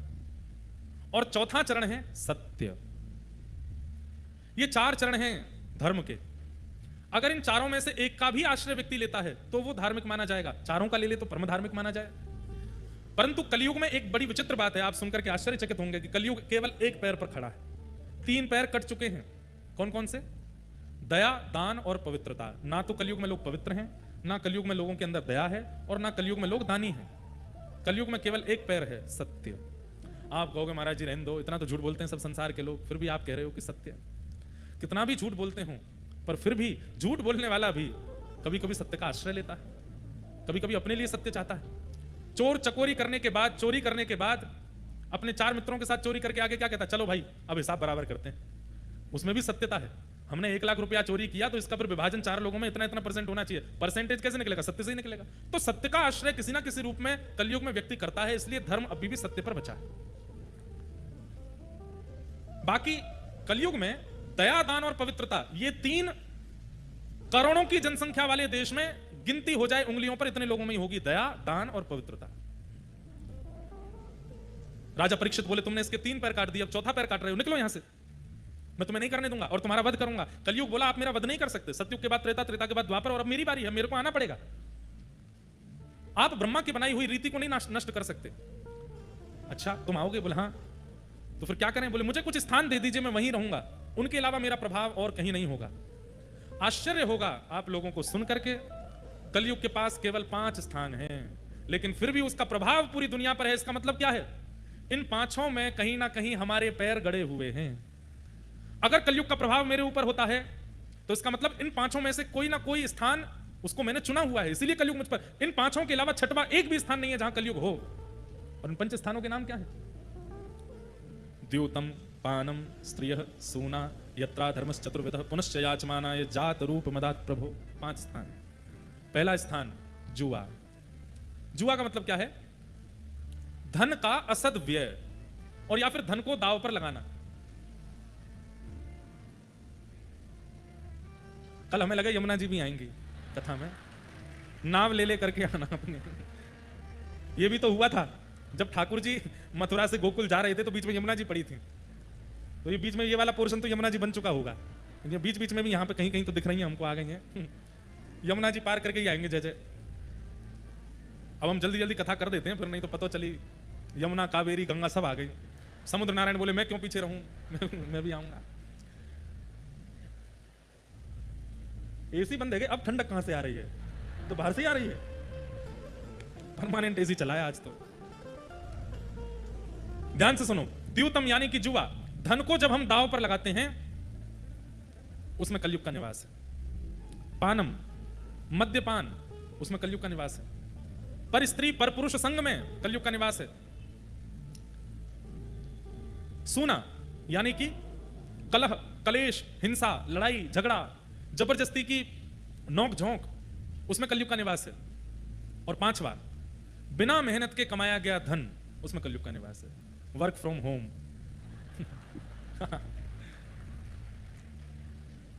बॉस को पता है कि सारे मेरे कलीग्स इकट्ठे हो गए हैं, पर ऑफिस जाने के नियम होते हैं, नहा धो के जाना चाहिए। पता चले नहाए ही नहीं है, सुबह उठ करके बाल काट करके वीडियो कैमरा ऑन कर देते हैं, वहीं पढ़ रहे हैं। स्टडी फ्रॉम होम, बच्चे घर से ही पढ़ रहे हैं। मतलब एक प्रकार से आप परिश्रम कर नहीं रहे जो परिश्रम होना चाहिए, और उसके बदले मिलने वाला धन भी कमा रहे हैं, उसके बदले मिलने वाली चीजें। ठीक है, लॉकडाउन के समय पर आवश्यकता थी, इसलिए आपत्तिकालीन मर्यादा नास्ति, आपत्तिकाल में कोई मर्यादा नहीं होती। लेकिन अब तो आपत्ति नहीं है, उसमें भी आप अगर उस क्रिया को कर रहे हैं केवल अपने सुख के लिए, कोई कंडीशन नहीं है, पर यह है कि घर पर बैठने को मिलेगा, सोने को मिलेगा, खाने पीने को मिलेगा, इसलिए घर पे से ही काम कर लें, वो उससे फिर जो धन कमा रहे हैं ना, वो उचित नहीं है। ये तो मैंने एक जरिया बताया। अनीति से कमाने वाले धन के बहुत प्रारूप हैं और उनसे लोग धन कमाते हैं, उसका प्रभाव जीवन पर पड़ेगा। ये 5 स्थान है बंधुओं, द्यूतम, पानम, स्त्रियः, सूना और जात रूप मदात प्रभो, अनीति से कमाया गया धन। इन 5 में यदि आप किसी एक में भी प्रविष्ट हो गए तो कलयुग पूरा पूरा आपके जीवन में आएगा। कलयुग आ जाए तो उससे निवृत्ति का कारण क्या है, साधन क्या है? केवल और केवल सत्संग और गुरु कृपा। अगर ठाकुर जी की कृपा हो गई, गुरु की कृपा हो गई, सत्संग की कृपा हो गई। कल एक व्यक्ति आए 2028 में, उनके यहाँ हम कथा करने वाले हैं, पास में कोई एक स्थान है, यहाँ से है 100 किलोमीटर के आसपास। कल वो मिलने के लिए आए तो बोले, प्रारंभ ही यहीं से किया, महाराज जी दुनिया में ऐसा कोई पाप नहीं जो मैंने नहीं किया, दुनिया में ऐसा कोई दूषित कर्म नहीं जो मुझसे नहीं हुआ, मैंने सब कुछ किया है। पर मैंने कि भैया तुम्हारी तन की स्थिति और जिस हिसाब से तुम बैठे बोल रहे हो उससे लगता तो है नहीं कि तुम्हारे अंदर कोई दोष होगा। मैंने कहा कब से परिवर्तन आया? बोले सितंबर में कथा सुनी थी पहली बार, सितंबर से लेके आज तक प्रत्येक कथा सुनता हूं मैं, हर कथा। और महाराज वो बोले कि महाराज जी जब मैंने कथा सुनना प्रारंभ किया तो मुझे आपसे डर लगता था। मैंने कि कैसे? बोले जब मैं फोन खोलता था तो आपका कोई वीडियो दिख गया, कोई कथा दिख गई तो मैं डर जाता था। बोले इनको सुनूंगा तो फिर मुझे बदलना पड़ेगा, लेकिन मेरी स्थिति ऐसी कि डर भी लगता था और मन में होता था कि सुन तो लूं, बोला क्या है। और फिर मैं जैसे सुनने बैठता था फिर वो एडिक्शन की तरह फिर मैं सुनता था, पूरा ही सुनता था। और ऐसे कर करके डर के सुन के पूरी कथाएं सुन के आज प्याज लहसुन भी नहीं खाता, पूरा जीवन पवित्र कर लिया। सारे मित्र मुझे छोड़ करके चले गए, मेरे सबसे ज्यादा मित्र थे शहर में, आज एक भी नहीं है। परिवार में रहता हूँ, पत्नी बच्चे सब बहुत प्रसन्न हैं और मैं स्वयं अंदर से आनंदित हूँ। हमने कहा बहुत बढ़िया भैया, ऐसी कृपा सब पे नहीं होती, किसी किसी पे ही होती है कथा की। व्यक्ति बदल जाए, परिवर्तित हो जाए, जीवन में नहीं तो कई बार अति सामीप्य प्रभु के रहने वाले, अति सामीप्य कथा में रहने वाले, अतिथ्य सामीप्य महाराज जी के परिकर आदियों में भी परिवर्तन नहीं आ पाता, और दूर से कथा सुनने वाले उनके जीवन में भी परिवर्तन आ जाता है। तो इससे यह बात सिद्ध होती है कि ठाकुर जी की नजरों में रीझ गए। ठाकुर जी घूमते रहते हैं कथा में और देखते रहते हैं जिस पर, और दो ही लोगों को ज्यादातर पकड़ते हैं, या तो एक वो जो बहुत लंबे समय से भक्ति मार्ग में चल रहा हो, या फिर वो जो गलती से कथा में आ गया हो, उसको पकड़ लेते हैं। आ जा तो बताऊं मैं ऐसे मैंने बहुत देखे हैं जो गलती से आ गए कथा में, गलती से सुन ली कोई कथा, कोई रील देख ली, ऐसे ही उसी से ही हो गए बस। मेरो मन गिरधर छवि पे अटक्यो, मेरो मन। कृष्णदास जी कहते हैं सजल श्याम घन वरण लीन है, फिर चित अनत न भटक्यो, फिर चित अनत न भटक्यो। अच्छा ये भी, आपने कथा को चुना, आपने वृंदावन को चुना, आपने राधा रमण जी को चुना, आपने श्रीनाथ जी को चुना, तो आप अगर चुनोगे तो हो सकता है कि आप कभी कभी संसार के भी हो जाओगे, आप कभी कभी दूषितताओं के भी हो जाओगे, आप कभी कभी विषय वासनाओं के भी हो जाओगे। आप चुनोगे तो आप भटक सकते हो, लेकिन वे चुनेंगे तो नहीं भटक पाओगे। सजल श्याम घन वरण लीन है, फिर चित अनत न भटक्यो। कथा सुनते हैं लेकिन उल्टे सीधे काम भी कर लेते हैं, दूषित जगह पे चली भी जाते हैं, पी भी लेते हैं, उल्टा सीधा कर भी लेते हैं, पर कथा भी सुन लेते हैं। इसका मतलब आप चुन रहे हैं, ठाकुर जी आपकी ओर देख भी नहीं रहे हैं, क्योंकि उनकी कटाक्ष यदि आप पर पड़ गई, कुछ और करने लायक बचोगे नहीं, फिर एक ही रस में रहोगे, एक ही भाव में रहोगे। सजल श्याम घन वरण लीन है, फिर चित अनत न भटक्यो, मेरो मन गिरधर छवि पे अटक्यो। ये पंच स्थान है बंधुओं, इनसे बचो। राजा परीक्षित को एक दिन आखेट में वन में गए, वहां पर शमिक ऋषि का अपराध किया, उनके पुत्र श्रृंगी ने उनको तक्षक सर्प के द्वारा दंशन होने से मृत्यु होगी, 7 दिन में ऐसा श्राप दे दिया। राजा परीक्षित गंगा के तट पर आए, आकर के संत ऋषियों से कहा कि भगवान मेरे जीवन के 7 दिन बचे हैं, मुक्ति का उपाय बताओ। तब वहां पर श्री सुखदेव जी महाराज का आगमन हुआ, चरणों में प्रणाम करते हुए कहा कि भगवान जिसके जीवन के केवल 7 दिन बचे हैं, उसको मुक्ति के लिए क्या करना चाहिए, कृपा करके आप मुझे बतलाइए। परीक्षित जी महाराज ने तुरंत आज्ञा कर दी। वरीयाने शते प्रश्नः कृतो लोकहितं नृप, आत्मवित् सम्मतः पुंसां श्रोतव्यादिषु यः परः। राजन, तुमने जो ये प्रश्न किया 7 दिन में मरने वाली की मुक्ति का उपाय क्या है, ये प्रश्न अगर संसार के लिए तुमने किया है तो बहुत अच्छा है, लेकिन अपने लिए किया है तो ये उचित नहीं है। संसार के लोग अपनी मरणासन अवस्था से कैसे मुक्त हों, ये अच्छा प्रश्न है, पर तुम कौन हो? तुम परीक्षित हो, तुम पांडवों के वंशधर हो, जिन पांडवों की पग पग पर रक्षा स्वयं श्री कृष्ण करते हैं, तुम उनके वंशज हो। और अब यहां पे लोग कह सकते हैं कि ठाकुर जी भी परिवारवाद करते हैं, तो परीक्षित पांडवों का वंशज, इसलिए उस पर कृपा हो जाएगी, उसको मुक्ति के लिए नहीं कोई चिंता करनी। नहीं, शुक्राचार्य जी कह रहे हैं, बोले परीक्षित तुम्हारे ऊपर कृपा इसलिए है क्योंकि तुम वो बालक हो जिसके गर्भ में जाकर के भगवान ने रक्षा की थी। तुम्हारी मां उत्तरा जब गर्भवती थी, तब आकाश में ब्रह्मास्त्र छोड़ा था गुरुपुत्र अश्वत्थामा ने, और भगवान ने अंगुष्ठ मात्र रूप धारण करके गर्भ में प्रवेश करके तुम्हारी रक्षा की थी। तुम वो बालक हो जिसकी गर्भ में रक्षा भगवान करते हैं। तुम तो जन्म बाद में लिए हो, ठाकुर जी का अनुभव पहले कर लिया है। तुम्हारा ये पूछना कि मेरी मुक्ति कैसे होगी, ये समझ में नहीं आता। कोई धनवान पिता का पुत्र, उसके मन में खीर खाने की इच्छा हो जाए और वो सबसे पूछ रहा मैं खीर कैसे खाऊंगा, खीर कैसे बनेगी? अरे तुम्हारे पिता पे कोई कमी है, 2 मिनट में बन जाएगी खीर। तो तुम वो भक्त हो जिसके गर्भ में ठाकुर जी रक्षा करते हैं, और तुम मुक्ति के लिए पूछ रहे हो। अगर तुम्हारे ऊपर कृपा नहीं होती ठाकुर जी की, तो ब्रह्मास्त्र ने नष्ट कर दिया होता गर्भ में ही, लेकिन ठाकुर जी चाहते थे कि तुम जीवित रहो, इसलिए तुम्हारी रक्षा की। आज तुम मुक्ति मांग रहे हो, तो बोले मुक्ति मांगने में दिक्कत क्या है? बोले मुक्ति अलग विषय हो जाता है। राजन, तुम मुक्ति मत मांगो, मुक्ति तो उसको मांगनी चाहिए जो नियम करता है, जो साधन करता है, जो धर्म करता है, कभी कभी अनुष्ठान करता है। तुम तो ठाकुर जी के द्वारा चुने गए भक्त हो, तुम मुक्ति मत मांगो। तो बोले मैं क्या मांगू? बोले तुम तो भक्ति मांगो, तुम भक्ति मांगो, मुक्ति की कामना मत करो। मुक्ति की चिंता उसको होनी चाहिए जो व्यसनी रह चुका है, मुक्ति की चिंता उसको होनी चाहिए जिसने जीवन में कभी ठाकुर जी का नाम जपादी नहीं किया हो।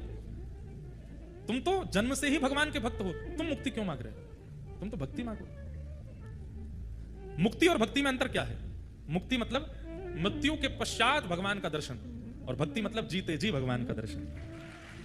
बताओ, मुक्ति की अभिक्षा है कि भक्ति की? बोल भक्ति रहे हो चाहे मुक्ति रहे हो। हमारे व्रज में तो कहते हैं, कहा करूं वैकुंठ ही जाए, कहा करूं वैकुंठ। हमें वैकुंठ नहीं जाना, व्रज में जन्म लेवे वारो तो ठाकुर जी ते कहे नाथ मोरहू बनाओ तो बनाओ श्री वृंदावन को, जो नाच नाच कुहक कुहक आपको रिझाऊंगो, बंदर हूं बनाओ तो बनाओ श्री वृंदावन को। हमें तो व्रजवास मिले, व्रज मिले, ठाकुर जी की चरण सन्निधि मिले। ये प्रार्थना। भक्त मुक्ति नहीं मांगता, भक्ति मांगता है। मेरे प्राण निकले उससे पहले पहले ठाकुर जी का एक बार साक्षात्कार मुझको हो जाए, बस ये चाहिए। मुक्ति नहीं, भक्ति मांगो।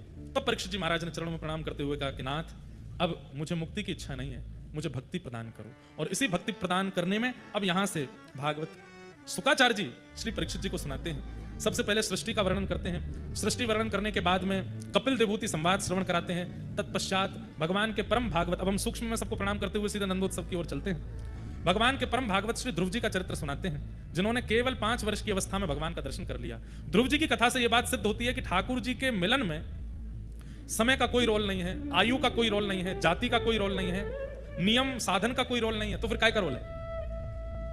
उत्कंठा। ठाकुर जी से मिलने के लिए आप उत्कंठित कितने हो, एक्साइटमेंट, उसका रोल है। अगर आप उत्कंठित हो तो आपका एक क्षण का भी भजन श्रेष्ठ है। उत्कंठित नहीं हो, पूरे दिन आप बैठे बैठे भजन करते हो, उसका कोई फल नहीं। मीराबाई की भक्ति में उत्कंठा है। उत्कंठा कैसी?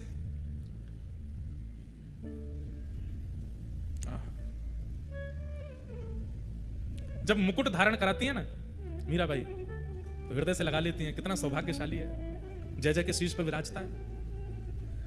धन्ना जाट जब सामने सामग्री रखता है ना, तो पर्दा लगा करके खड़े खड़े देखते हैं, खाया कि नहीं, अभी नहीं खाया, खाया कि नहीं, अभी भी नहीं खाया। ठाकुर जी बढ़िया नहीं बनी सामग्री, क्यों नहीं खा रहे आप? अरे आपकी राजस्थान की कर्मा भाई खिचड़ी बनाती हैं बिना नहाए धोए। बाबा कह करके गए कि लाली बिना खिचड़ी को भोग लगाए कुछ पइयो मत। यूं नहीं कह के गए कि नहा धो के बनाना।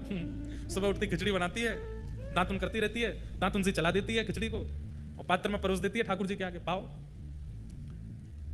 बीच बीच में कहती है जय जय, अच्छी नहीं बनी, नमक कम है, रुको मैं चक्के देखती हूँ। ठाकुर जी के पात्र चक्के देख ले, बनी तो बढ़िया, फिर क्यों नहीं खा? अच्छा घी चाहिए, रुको घी डाल दो, अब पाओ। नहीं पा रहे। ऐसी धन्ना जाट, उनकी कथा भी ऐसी है। एक दिन 2 दिन बीत गए, ठाकुर जी ने प्रसाद नहीं पाया, तो इन्होंने भी प्रसाद छोड़ दिया। बोले आप नहीं पाओगे तो हम भी नहीं पाएंगे। धन्ना जाट सामने रख देते हैं, छोटे से लाला हैं धन्ना जी, सामने रख देते हैं ठाकुर जी के। और इनकी कथा तो इतनी अद्भुत है, घर पे संत आए थे, शालिग्राम भगवान की सेवा करते थे। संत जब जाने लगे तो रोने लगे, बोले शालिग्राम जी तो मैं रखूंगा अपने पास। संत बोले शालिग्राम कैसे दूं? तो माता पिता बोले गुरु जी कुछ करो, ये तो रो रो के बेहाल है।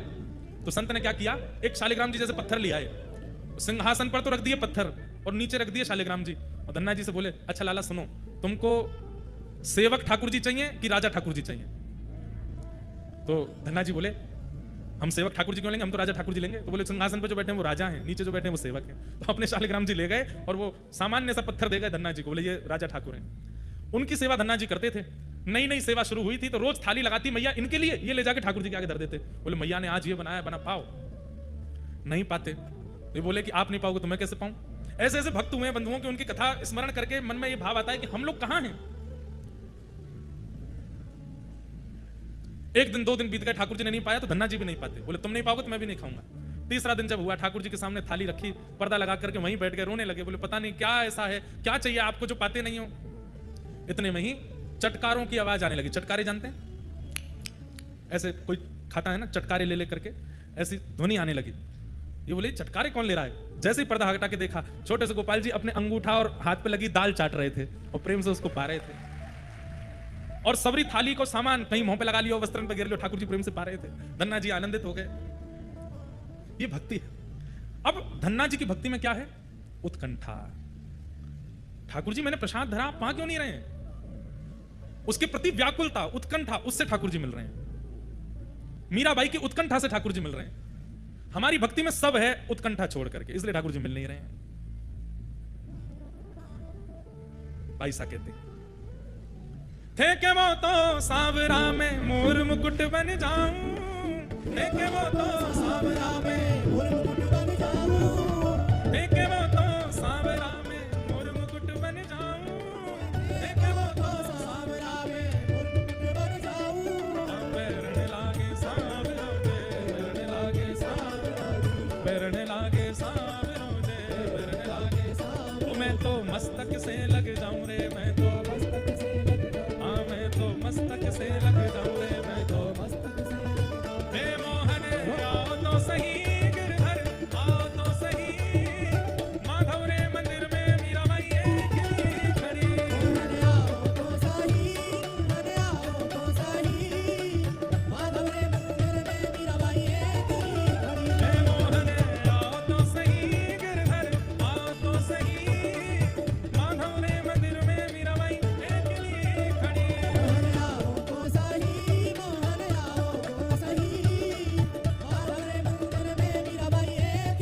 बोल श्री राम प्यारे की।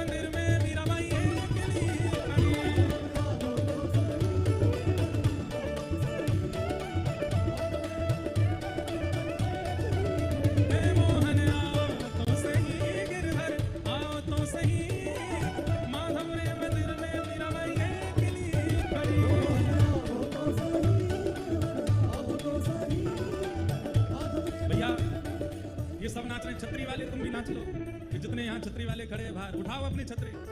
ए मोहन आओ तो सही, गिरधर आओ तो सही, माधव रे मंदिर में मीराबाई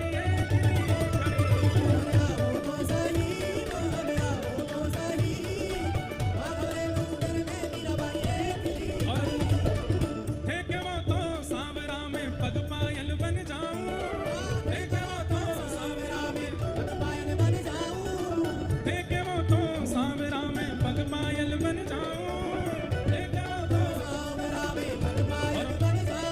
ओ नाचण लागे सांवरो जे नाचण लागे सांवरो हाँ नाचण लागे सांवरो रे नाचण लागे सांवरो ओ मैं तो चरणा में रम जाऊं रे मैं तो चरणा में रम जाऊं रे ओ मैं तो चरणा में रम जाऊं रे तो चरणा में रम जाऊं रे हे मोहन हे गिरधर हे मोहन आओ तो सही गिरधर आओ तो सही माधव रे मंदिर में मीरा बाई अकेली खड़ी आओ तो सही गिरधर आओ तो सही माधव रे मंदिर में मीराबाई अकेली खड़ी हे गिरधर आओ तो सही गिरधर आओ तो सही माधव रे मंदिर में मीरा बाई अकेली खड़ी आओ तो सही गिरधर आओ तो सही माधव रे मंदिर में मीराबाई अकेली खड़ी राधे राधे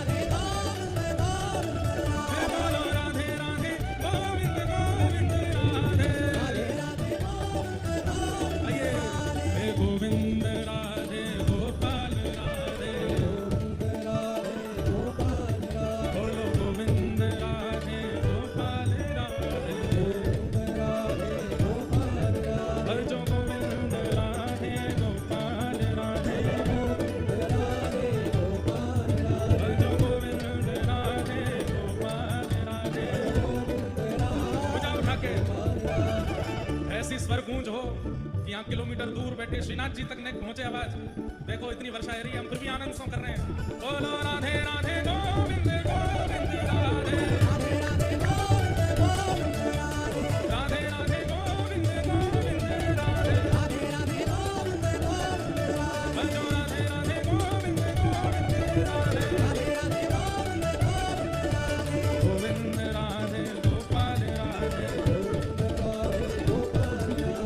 गोविंद राधे गोपाल राधे गोविंद राधे गोपाल राधे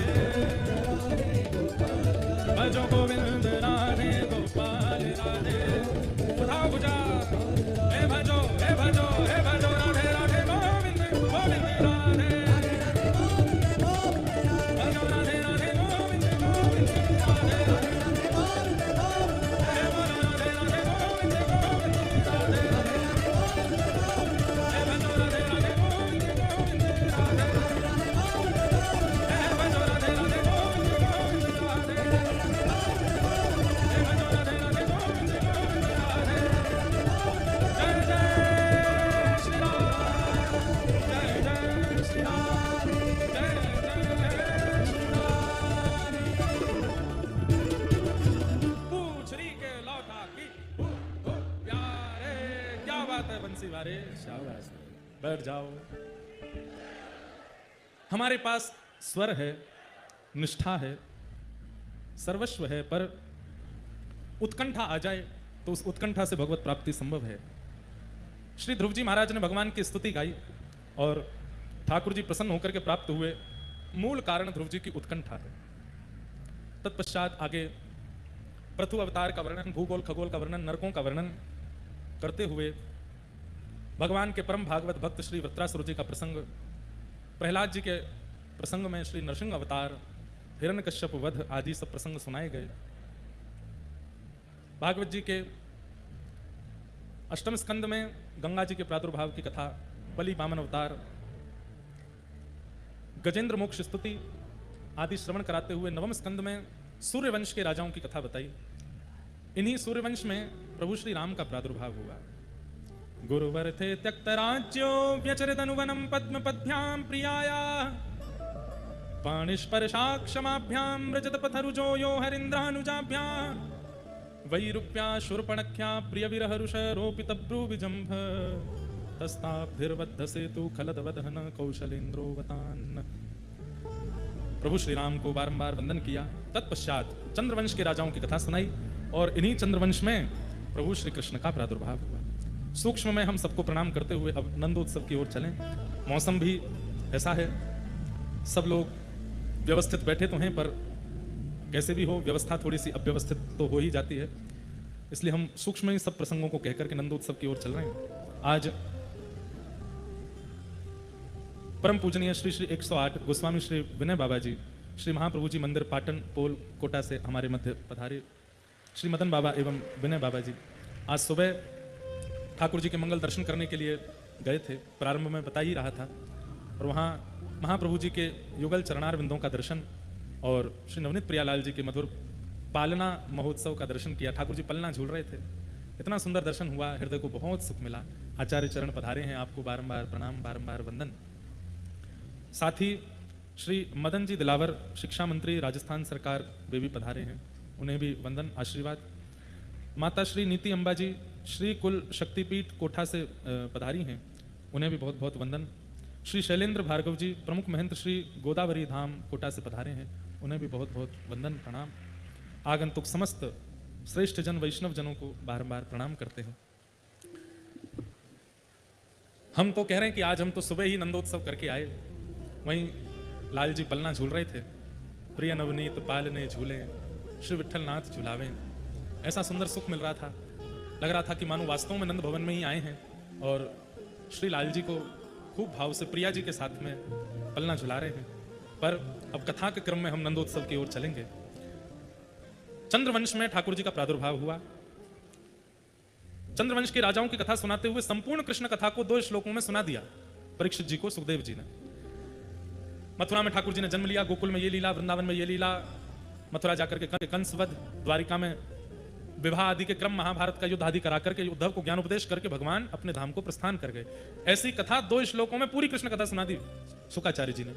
परीक्षित जी चरणों में प्रणाम करते हुए कहते हैं, भगवान कथितो वंश विस्तारो भवता सोम सूर्ययो राज्ञाम चोभय वंशानाम चरितम परमाद्भुतम।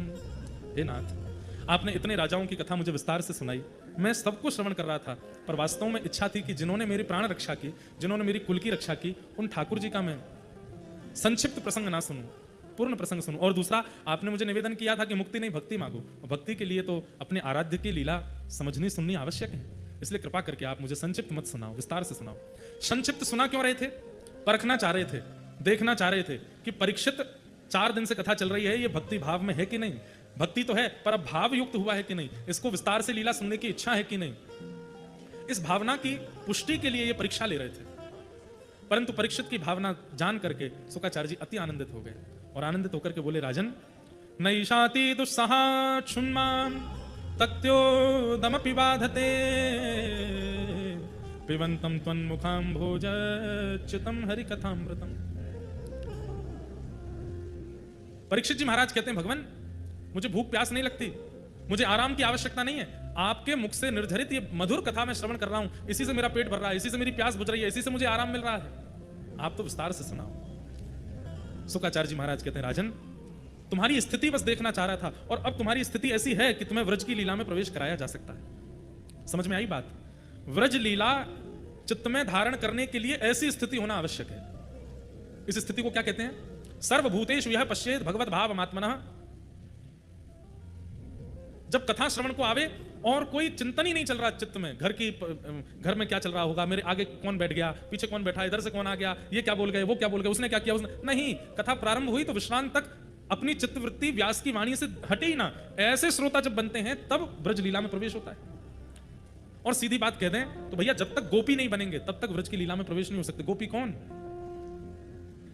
जिसका उठना बैठना सोना खाना हर स्थिति केवल कृष्ण है। यादो हने बहनने मथनो पलेप प्रेम खेंखनार भरुदितो क्षण मार जनादव। कहते हैं जब दूध काटती है ना गोपी, तो घर घर घर जो दूध की ध्वनि आती है उसमें भी कृष्ण कृष्ण कृष्ण कृष्ण कृष्ण बोलती है। मथनो पलेप, जब अपने घर में गोबर का चौका लगाती है तो जो पोंछा है उसको जब इधर उधर करती है तो सर सर सर जो आवाज आती है उसमें भी कृष्ण कृष्ण जपती है। जब मटका लेकर के यमुना जल भरने के लिए जाती है तो छम छम छम जो घुंघरुओं की आवाज आती है उसमें भी कृष्ण कृष्ण कीर्तन करती है। जब दही मथती है तो मंथन करते समय जो घर घर घर स्वर आता है उसमें भी कृष्ण कृष्ण बजती है। जिसका सोना उठना जागना श्रृंगार करना हर स्थिति केवल कृष्ण के लिए है, उसको गोपी कहते हैं। और वास्तव में गोपी का अर्थ क्या? गो माने इंद्रियां। इंद्रियां आंख, नाक, जीव, कान, त्वचा, हाथ, पैर, मुख, उपस्थेंद्रिय, इन इंद्रियों के समूह को गो कहते हैं। और इन समस्त इंद्रियों से केवल जो कृष्ण का आस्वादन करे उसको गोपी कहते हैं। नेत्रों से कृष्ण को देखे, कानों से कृष्ण को सुने, जीव से कृष्ण का ही अधरामृत ग्रहण करे, हाथों से केवल उन्हीं के चरणों की सेवा करे, अरे तन पर भी श्रृंगार वो धारण करे जिससे ठाकुर जी रीझें। दर्शन को नैना तपे वचन सुनन को कान, मिलवे को हियरा तपे हिय के जीवन प्राण, गोवर्धन वासी सांवरे लाल, तुम बिन रयो न जाए। ब्रजराज लढ़ते लाडले लाल, तुम बिन रयो न जाए। चतुर्भुज दास जी कहते हैं ये गोपी का लक्षण है। दर्श बिन दुखन लागे ने, आंखों में दर्द हो रहा है, क्यों हो रहा है? बोले ठाकुर जी दिखे नहीं है इसलिए आंखों में दर्द हो रहा है। कानों में पीड़ा हो रही है, क्यों? बोले गाने संगीत तो बहुत सुने, बहुत दिन से कथा और कृष्ण नाम जबते श्रवण सुनोरी आली, भूली री भवन में तो बावरी भई रे।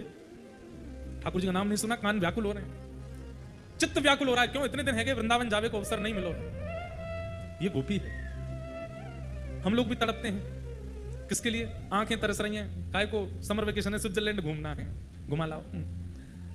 कश्मीर जाना है, वहां जाना है, कान तरस रहे हैं, बोले क्यों? संगीतकार आए बड़े बड़े, उनके गाने सुना लाओ, उसके लिए कान तरस रहे हैं। जीव तरस रही है, क्यों? कचौड़ी ना खाई बहुत दिन है, खवा लाओ। हम लोग तरसते हैं, पर विषय के लिए तरसते हैं।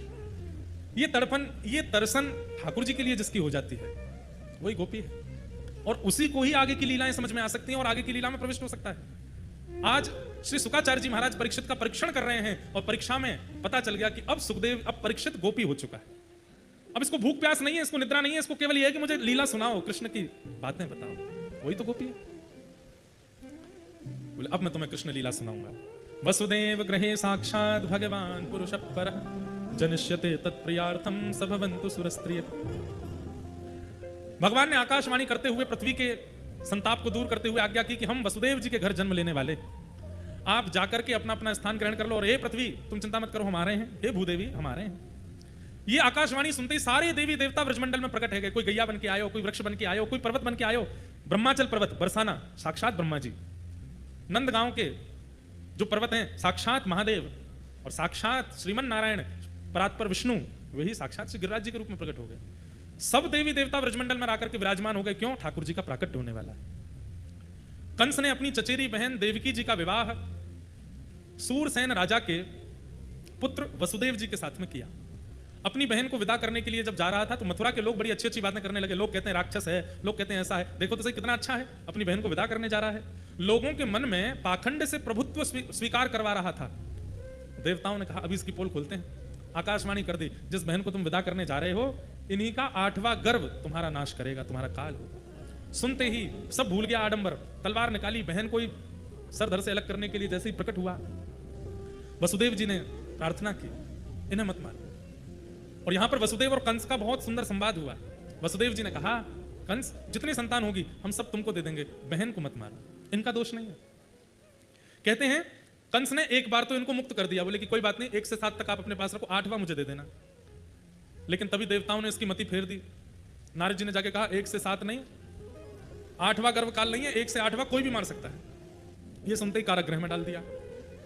6 संतानों को कंस ने मार दिया। अब 7वें संतान के रूप में साक्षात श्री बलभद्र जी महाराज, संकर्षण भगवान श्री बलराम जी आ रहे हैं।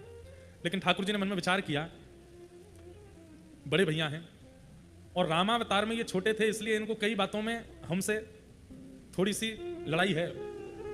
किस बात की लड़ाई? बोले ये तब छोटे बनकर के गए थे, हम बड़े थे तो हम इन पर बड़ी आज्ञा चलाते थे, ये नहीं करोगे वो नहीं करोगे, हम बड़े भैया हमारी बात माननी पड़ेगी। इस बार जानबूझ करके लक्ष्मण जी बड़े भैया बन के आ रहे हैं, बोले क्यों कुछ करने ही नहीं देते, अब मैं बड़ा बन के जाऊंगा, अब इनकी आज्ञा नहीं, इनको मेरी आज्ञा माननी जी के रूप में प्रकट हो गए। सब देवी देवता ब्रजमंडल में आकर के विराजमान हो गए, क्यों? ठाकुर जी का प्राकट्य होने वाला है। कंस ने अपनी चचेरी बहन देवकी जी का विवाह सूरसेन राजा के पुत्र वसुदेव जी के साथ में किया।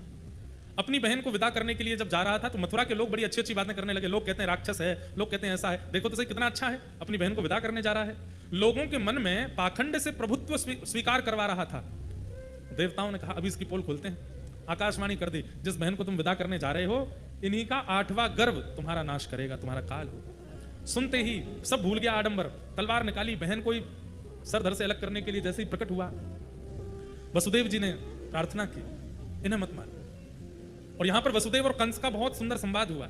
वसुदेव जी ने कहा कंस जितनी संतान होगी हम सब तुमको दे देंगे, बहन को मत मारो, इनका दोष नहीं है।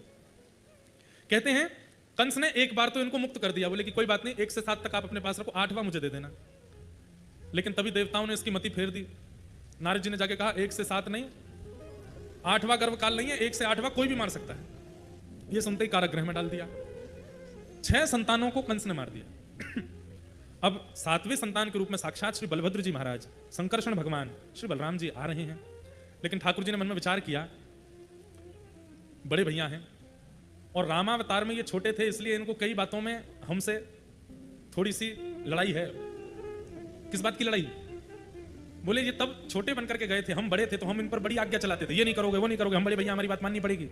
इस बार जानबूझ करके लक्ष्मण जी बड़े भैया बन के आ रहे हैं, बोले क्यों, कुछ करने ही नहीं देते, अब मैं बड़ा बन के जाऊंगा, अब इनकी आज्ञा नहीं, इनको मेरी आज्ञा माननी पड़ेगी। और ठाकुर जी को कैसी आज्ञा करते हैं, तो एक लीला आती है। लक्ष्मण जी 14 साल तक सोए नहीं थे जब तक ठाकुर जी वन में रहे। तो एक दिन राम जी ने लक्ष्मण जी को बुलाया, बोले हमारी गोद में सर रखो। लक्ष्मण जी बोले आप मेरे स्वामी हैं, ऐसा मत करो। बोले नहीं, हमारी आज्ञा, हम बड़े भैया हैं, गोदी में सर रखो। लक्ष्मण जी ने सर रखा तो राम जी सर सहला रहे हैं, कभी हाथ दबा रहे हैं और कभी बीच बीच में लक्ष्मण जी उठे, भैया ऐसे मत करो, हमको पीड़ा हो रही। हम बड़े भैया हैं ना, बात मानो हमारी, सो जाओ। लक्ष्मण जी बोले रुक जाओ, अगले जन्म में बड़ा बन के आऊंगा मैं, फिर आपको बताऊंगा। तो ये लक्ष्मण जी इस बार बलराम जी बन के आए। और एक दिन वन में जब गौचारण कर रहे थे तो एक दिन बलराम जी ने हाथ पकड़ा, लाला इतकुआ। ठाकुर जी कहा बात है भैया? बोले यहाँ पे आ, लेट जाए यहाँ पे। ठाकुर जी लेट गए। तो बलराम जी पैर रखे अपनी गोद में, चरण दबाने लगे। ठाकुर जी भैया जी कहा कर रहे हो, आप मुझे बड़े हो, मैं छोटा हूँ, मुँह पाम दबाने, चुप सो जा, बड़ा हूं ना मैं, मुंह करन सो जा। चरण दबाने लगे, हाथ दबाने लगे, सर। जब जब ठाकुर जी उठे, कहां तक कहें, चरणों में जल पधरा करके चरणामृत ले लेते हैं, पी लेते हैं। ठाकुर जी भैया ऐसा मत करो, तुम बड़े हो मोते, चुपचाप सो जा, बड़ा हूं ना मैं, मेरी बात मान। तो बड़े होने का ऐसा अधिकार निभाते हैं कि बड़े होकर के अधिकार मान करके और डांट फटकार करके सेवा करते हैं ठाकुर जी की, बलराम जी, इसलिए बड़े बन के आए। ठाकुर जी ने मन में विचार किया कहीं ऐसा नहीं हो ये बड़े बन के गए, हर चीज हमसे पहले कर देंगे, कंस को भी खुद ही नहीं मार दें।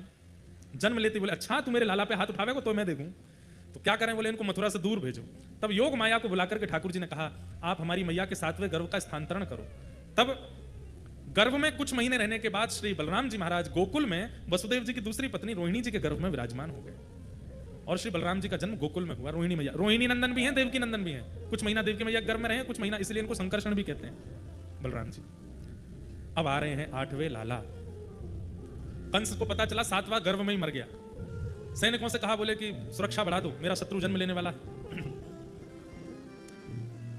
देवकी मैया इतनी सुंदर लगने लगी हैं, कंस जैसे देवकी मैया को दिखता है उसके नेत्रों से आंसू आने लगते हैं, उसके चित्त में भाव प्रकट होने लगता है, वो अपने सारे दोष भूलने लगता है, उसके अंदर दया आने लगती है।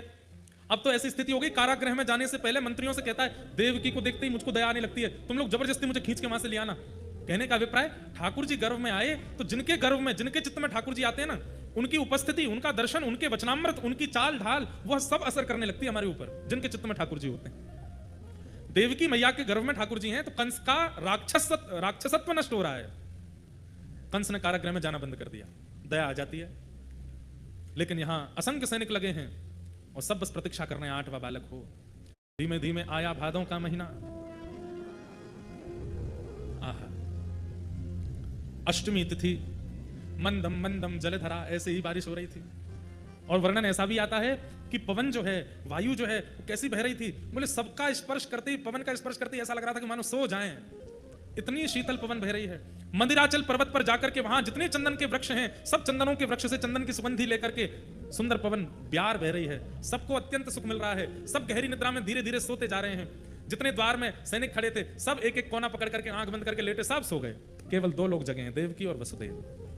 जैसे ही मध्य रात्रि हुई, आजकल घड़ी है, उस समय घड़ी तो नहीं थी, मध्य रात्रि, और जैसे ही मध्य के चंद्रमा हुए उसी समय देवकी मैया के गर्भ से एक दिव्य तेज प्रकट हुआ और शंख चक्र गदा पद्म धारण करके साक्षात ठाकुर जी प्रकट हो गए। बोल बाल कृष्ण लाल की, बोल मथुराधीश की। यही जो ठाकुर जी गर्भ से प्रकट हुए, यही मथुराधीश आपके कुटा में विराजमान है, वही स्वरूप विराजमान। कैसे हैं? हाथ जोड़ करके प्रणाम करो। तमद्भुतम बालकमंबुजक्षणम चतुर्भुजम शंख गदायुधायुधम श्रीवत्सलक्ष्मं गलसौभकौस्तुभं पीतांबरम सांद्रपयोदसौभगम। इतने बड़े ठाकुर जी प्रकट हुए, हाथ में शंख चक्र गदा पद्म लेकर के आए हैं, पीतांबरी पहनी है, गले में कौस्तुभ मणि है। देवकी मैया तो प्रणाम करने लगी, चरणन को छू करके दंडवत करने लगी। ठाकुर जी पीछे, मैया आप मुंह को प्रणाम काय को कर रही हो? पूर्व जन्म की आपकी तपस्या से प्रसन्न है करके आपने वर मांगो कि मेरे यहाँ लाला बन के आओ, देखो मैं आपको बालक बन के आ गया और बालक को तो गोद में खिलाया हो जाए, आप मुंह को प्रणाम कर रही हो। वो जय जय आप बालक बन के नहीं आए हो ना, पिताजी बन के आए हो, हमारे प्रणाम कर रही हैं। शंख चक्र गदा पद्म लेके बढ़िया सुंदर पीतांबरी पहन करके गले में कौस्तुभ, ऐसे कोई बालक जन्म लेता है? 2 भुजा वाला बालक होवे, रो तो भयो जन्म लेवे, और जन्म लेते ही वस्त्र नहीं होते उसके तन पे, आप तो बिल्कुल आते ऐसे खड़े है गए हो, अब आ ही नहीं रही भावना बालक वाली। ठाकुर जी बोले मैया हमको लगे कि मामा कंस जन्म लेते मारवे आ जाए हमारे, हम तो शंख चक्र लेके आए हैं कि आते ही आपको देख लेंगे। देव की मैया ने करुणा में एक बात कही, तो फिर जन्म कंस के लिए लियो है कि मेरे काजे लियो है? कंस के लिए लियो है तो हाथ में शंख चक्र है, मेरे काजे लियो है तो लाला बन जाओ। ठाकुर जी बोले मैया जन्म तो आपके काजे लियो है, लेकिन हम भूल करें, भक्तन से भूल थोड़ी हो गए, हमारी भूल को भी जो सुधारे वही तो भक्त हैं। इतने में ठाकुर जी छोटे से लाला बन गए, लेकिन ठाकुर जी ने आज्ञा पहले ही कर दी मैया तो फिर एक काम करो। बोले कहा मैं लाला तो बन जाऊंगा, पर यहां रहूंगा तो सवेरे हेते कंस आवेगा और वाकू मारवे के काजे फिर मोकू बल दिखाना पड़ेगा, नेकार हाथ पांव बड़े करने पड़ेंगे, वो आपको स्वीकार नहीं है। तो फिर एक काम करो। बोले कहा मैं अभी लाला बन जाऊंगा, मोकू गोद में लेते ही बाबा की हथकड़ी बेड़ी सब खुल जाएंगी, सबरे दरवान सोए हैं, सब किवाड़ खुल जाएंगी। मोकू ले जा करके अभी गोकुल में नंदरानी यशोदा ने लाली को जन्म दिया है। वो लाली कोई और नहीं है, योग माया है, वैष्णो देवी है। वहीं जाकर के मुंह को सुला के लाली को लाके कंस को पकड़ा देंगे और फिर वो लाली देख लेगी क्या करना है कंस को। 11 वर्ष कछु दिना में ब्रज में रहूंगा मैया, मां चकाचक मक्खन मिश्री पाऊंगा, ब्रजवासी से प्रेम करूंगा, ग्वाल बालन संग खेलूंगा, गैया चराऊंगा। मैंने इतने अवतार लिए, कोई ज्ञान परक अवतार हो, कोई वैराग्य परक अवतार हो, जो मेरो प्रेम परक अवतार है। यहां मैं अपनी प्रभुता भूल करके ब्रजवासी को संग आनंद करूंगा और फिर मैया 11 वर्ष बाद जब नेक मेरे हाथ पांव नेक बड़े आ जाएंगे फिर आकर के या मामा को देखूंगा। आपको 11 वर्ष को वियोग सहनो पड़ेगा। देव की मैया नेत्र सजल हो गए कि ठाकुर जी जन्म लेते ही जा रहे हैं। लेकिन फिर ठाकुर जी बोले मैया वाके बाद 100 वर्ष से अधिक तक मैं आपके पास ही रहूंगा, आप चिंता मत करो, कछु साल के लिए मुझको जानो पड़ेगा। देव की मैया ठाकुर जी को जैसे ही हाथ में लिया, वसुदेव जी की हथकड़ी बड़ी सब खुल गई, एक डलिया में लेकर के निकल पड़े गोकुल की ओर। बीच में यमुना जी पड़ी, यमुना जी ने मार्ग प्रदान किया, गोकुल पहुंचे। गोकुल में भी सब गहरी नींद में सोए हैं। नंदरानी यशोदा जी के बगल में एक सी लाली, वहां की जगह ठाकुर जी को लिटाई करके लाली को लेके वापस आ गए। वापस आकर के लाली ने रोना शुरू किया, सब दरबान उठ गए, कंस उठ करके आयो। बालिका को लेकर के जैसे ही पृथ्वी पर पटका, अष्टभुजी देवी भद्रकाली प्रकट हो गए और कंस को कह दिया मुझ जैसे निरपराध बालकों को मारता है कंस। अपने शत्रु से कितना बचने का प्रयास किया, लेकिन तेरे शत्रु ने फिर भी जन्म ले लिया और यहीं जन्म लिया। जन्म लेकर के ब्रज में कहीं विराजमान है। कहां विराजमान है? एक्यूरेट एड्रेस बता जा, कहां है, लोकेशन कौन सी है? यत्रत्ववा, यहां पर योग माया कहती हैं जन्म लिया है 84 कोस में, पर कहां लिया है ये नहीं बताऊंगा। अब तो ढूंढ ले कहां लिया है। कंस ने राक्षसों की टोली बुलाई, ढूंढने लगे कहां है ठाकुर जी। लेकिन यहां तो ब्रज में आनंद आविवारो है। नंदा सुनंदा 2 बहन हैं नंद बाबा की। आज सवेरे उठते ही बोली अरे आज कैसा सूर्योदय भयो। बोले क्यों? सब ब्रजवासी सो रहे हैं अभी तक, ब्रह्म बेला में उठवे वाले सब ब्रजवासी अभी तक सो रहे हैं। नंद बाबा ना दिख रहे, नंदरानी ना दिख रही, कहां गए सब? अरे कहीं ऐसा तो ना रात में कछु भयो हो, हमारी भाभी नंदरानी अभी अंतिम महीना ही चल रहा है, कहीं ऐसा तो नहीं रात में जन्म लिया हो, यही मारे बाहर नहीं आई, चल के नंदालय में देख के हमें। भीतर जैसे गए तो नंदरानी गहरी निद्रा में सोई हैं, सब सहचरी सखा सब सोए हैं और बगल में नीलमणि जैसे लाला सोए। पर लाला है कि लाली जे नहीं पता अभी तक। चदरिया ओढ़ रखी है, केवल मुखमंडल दिख रहा है। नंदा सुनंदा को कैसे लग रहे हैं? बोले ऐसा लग रहा है जैसे कि नील सरोवर और वह नील सरोवर पर 2 नेत्र कमल धरे हैं, ऐसे सुंदर लाल जी लग रहे हैं। और कहा कर रहे हैं? कुल बुलाए रहे हैं। कुल बुलानो कहते क्या है? छोटे बालक आंख बंद करके सोए रहते हैं पर आवाज से निकालते रहते हैं, हाथ पैर चलाते रहते हैं, ऐसे हो रहे हैं ठाकुर जी, अंगड़ाई ले रहे हैं बीच बीच में। नंदा सुनंदा बोली मुख तो बहुत सुंदर है। अरे नंदा ने चदरिया हटाए के देखता कौन है, लाला है कि लाली? अरे जो हो लाली हो तो कहा दिक्कत है? ना ना एक लाला है जाए, फिर भली 6 लाली है जाए, एक तो है जाए लाला। वो कहा करेगी लाला को? अरे हम भुआ हैं और भुआन को पूरा अधिकार चले लाला पे, जब चाहेंगे कान पकड़ेंगे, जब चाहेंगे वाको नचाएंगे, जब चाहेंगे कहीं कछु करेंगे। अब लाली के प्रति तो ने कोमलता को भाव आ जाए, बातें ज्यादा डांट ना सके, फटकार ना सके, कान वान ना पकड़ सके, अपने पाम ना छुपा सके। जी लाला होएगा तो या तो अपने पाम दबाए करेंगे, ससुराल ते आके खूब आनंद करो करेंगे। एक लाला है जाए। नंद बाबा वयोवृद्ध है गए, 9 लाख गैया हैं, इतने संत आमे, कोई एक सेवक तो होना चाहिए ना, एक लाला। अच्छा तो एक काम कर, 21 बार हरिशरणम को जाप करके फिर चदरिया हटाएंगे। हरिशरणम हरिशरणम हरिशरणम हरिशरणम हरिशरणम करके जैसे ही चदरिया हटाई महाराज हैगा हैगा हैगा हैगा हैगा हैगा हैगा हैगा हैगा, जैसे ही हैगे चिल्लाने लगी। एक दूसरे को मोहब्बत क्यों, अभी हल्ला मत कर, भाभी उठ जाएंगी। इनसे पहले ये खबर पहले भैया को मिलनी चाहिए, जल्दी दौड़ के चलो। नंद भवन से बाहर निकली, अब तो पूरे गली मोहल्ला में हल्ला करती जा रही है, हैगा हैगा हैगा हैगा हैगा हैगा। ब्रजवासी बोले कहा भयो, पूछो कहा भयो? हैगा हैगा हैगा हैगा हैगा हैगा। मैं नहीं बता रहा हूं कहा भयो। ऐसे ही नंदा सुनंदा भी कहती जा रही, हम नहीं बता रही, बता है गयो। बोले भयो कहा भैया? पीछे पीछे सब ब्रजवासी दौड़े। गौशाला में नंद बाबा के पास जाकर के नंदा सुनंदा दोनों ने नंद बाबा घेर लिए। हजारों ब्रजवासी इकट्ठे है गए, कोई दही मथती भई आ गई, कोई आटो मारती भई आ गई, हाथ में आटे लगे, दही लगो, सब सामान लगो, कोई गोबर थापती भई आ गई। और सबरी आके कह रही है अरे नंदा सुनंदा पूरे गोकुल में हल्ला कर दियो, है गयो कौन भयो? नंद बाबा भी कहने लगे कौन भयो, इतकू देख लो, इतकू देख लो। अरे रुक जाओ बहन जी, नेक रुक जाओ, अब इतने मत लुटाओ, पता तो चली ना भयो का है, तुमने लुटा पहले दियो। इतनी आनंद में भर गई, टोपी वोपी धर के लाई, सब लुटा दे पीछे। कैसे आनंद में आते हैं श्रोताजन।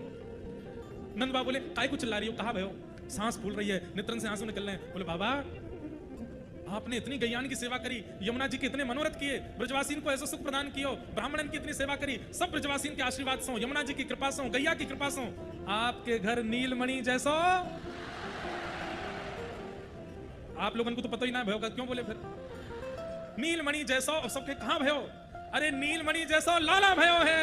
और जैसे ही सुनी महाराज लाला भयो है, नंद बाबा तो मचल गए, आनंदित हो गए, सब ब्रजवासी सुने लाला भयो है, लाला भयो है, हवा की तरह बात फैल गई पूरे ब्रजमंडल में। नंद बाबा दौड़ करके गए, यमुना जी में स्नान किया, पीली पगड़ी पहनी, पीले पटका पहने, ब्राह्मणन को निमंत्रण दियो, सब ब्राह्मणन ने जाके स्वस्ति वाचन किया है। ब्रजवासी सब इकट्ठे है गए, घर के कामकाज वहीं छोड़ दिए और सब कहा गा रहे हैं, हो ब्रज में है रही जय जयकार, नंद घर लाला जायो है, ब्रज में है रही जय जयकार। देखो आचार्य चरणन को छोड़ करके, वयोवृद्धन को छोड़ करके, जो आज नई नाचे को उत्साह में वाकू बगलवारी की सौगंध है। हो ब्रज में, हो ब्रज में, हो ब्रज में है जय जयकार, नंद घर लाला जायो है, ब्रज में है लाला जायो है, नंद रानी ने लाला जायो है, लाला जायो है। देखो राजस्थान वाले हैं ना, अभी ब्रजवारी इनकी तरह नाचनो नहीं आवे आप पे। अरे महाराज जब बोले ब्रज में तो दोनों भुजा उठा के कम से कम 1.5 फुट ऊपर उछली, एक दूसरे के कंधा पे चढ़ जाओ, ऊपर चढ़ जाओ, ऐसे ही तो होगा उत्सव। हो ब्रज में, हो ब्रज में, हो ब्रज में है जय जयकार, नंद घर लाला जायो है, ब्रज में है लाला जायो है, नंद रानी ने लाला जायो है,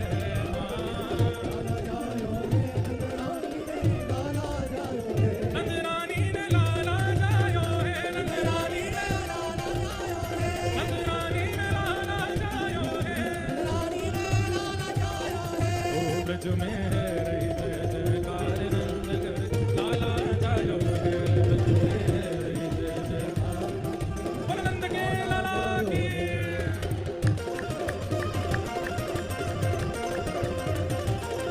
बधाई हो, बधाई हो, बधाई हो।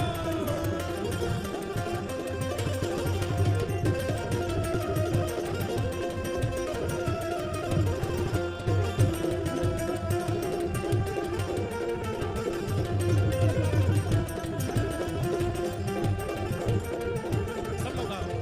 ओ ब्रज 84 कोस में भैया, ब्रज 84 कोस में भैया, ब्रज 84 कोस में भैया, 84 कोस में भैया, सब कहे धन्य यशोदा मैया, यशोदा मैया, सब कहे धन्य यशोदा मैया। 80 साल की आयु में सुत ऐसो जायो है, हाँ 80 साल की आयु में सुत ऐसो जायो है। ओ ब्रज में, ओ ब्रज में। अरे जय हो तुम एक जोर की निकारो, मथुराधीश जी तक स्वर जानो चाहिए कि आज उत्सव मन रहा है 56 भोग में। हो ब्रज में, हो ब्रज में, हो ब्रज में है जय जयकार, नंद घर लाला जायो है, हे नंद घर आनंद भयो, हे नंद घर आनंद भयो, हे यशोदा के लाला भयो, हे ब्रज को गोपाल भयो, हे नंद घर आनंद भयो, आनंद घर आनंद भयो, हे नंद घर आनंद भयो, नंद घर आनंद भयो। यूथ के यूथ नंद घर आवे, यूथ के यूथ, यूथ के यूथ नंद घर आवे, बाल बाल सब हिल मिल गावे, बाल बाल सब बाल बाल सब हिल मिल गावे। ब्रह्मानंद समान आज सुख सबने पायो है, हाँ ब्रह्मानंद समान आज सुख सबने पायो है, अरे हाँ ब्रह्मानंद समान आज सुख सबने पायो है, हाँ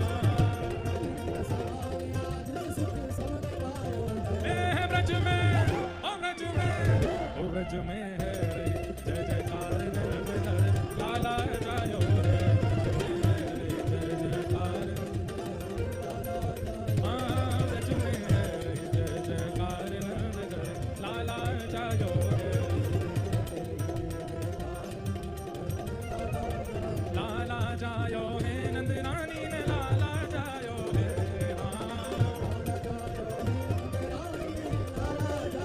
ओ नंद रानी ने लाला जायो है नंद रानी ने लाला जायो है ओ ब्रज में है जय जयकार नंद घर लाला जायो है ब्रज में है जय जयकार नंद के लाला मथुराधीश की जय जय श्री राम। दोनों भुजा उठाओ सब लोग। केवल जन्माष्टमी और जन्मोत्सव पे ही सब भक्तजन ठाकुर जी को आशीष प्रदान करें। गाओ ओ जियो श्याम लाला जियो श्याम लाला पीली तेरी पगड़ी रंग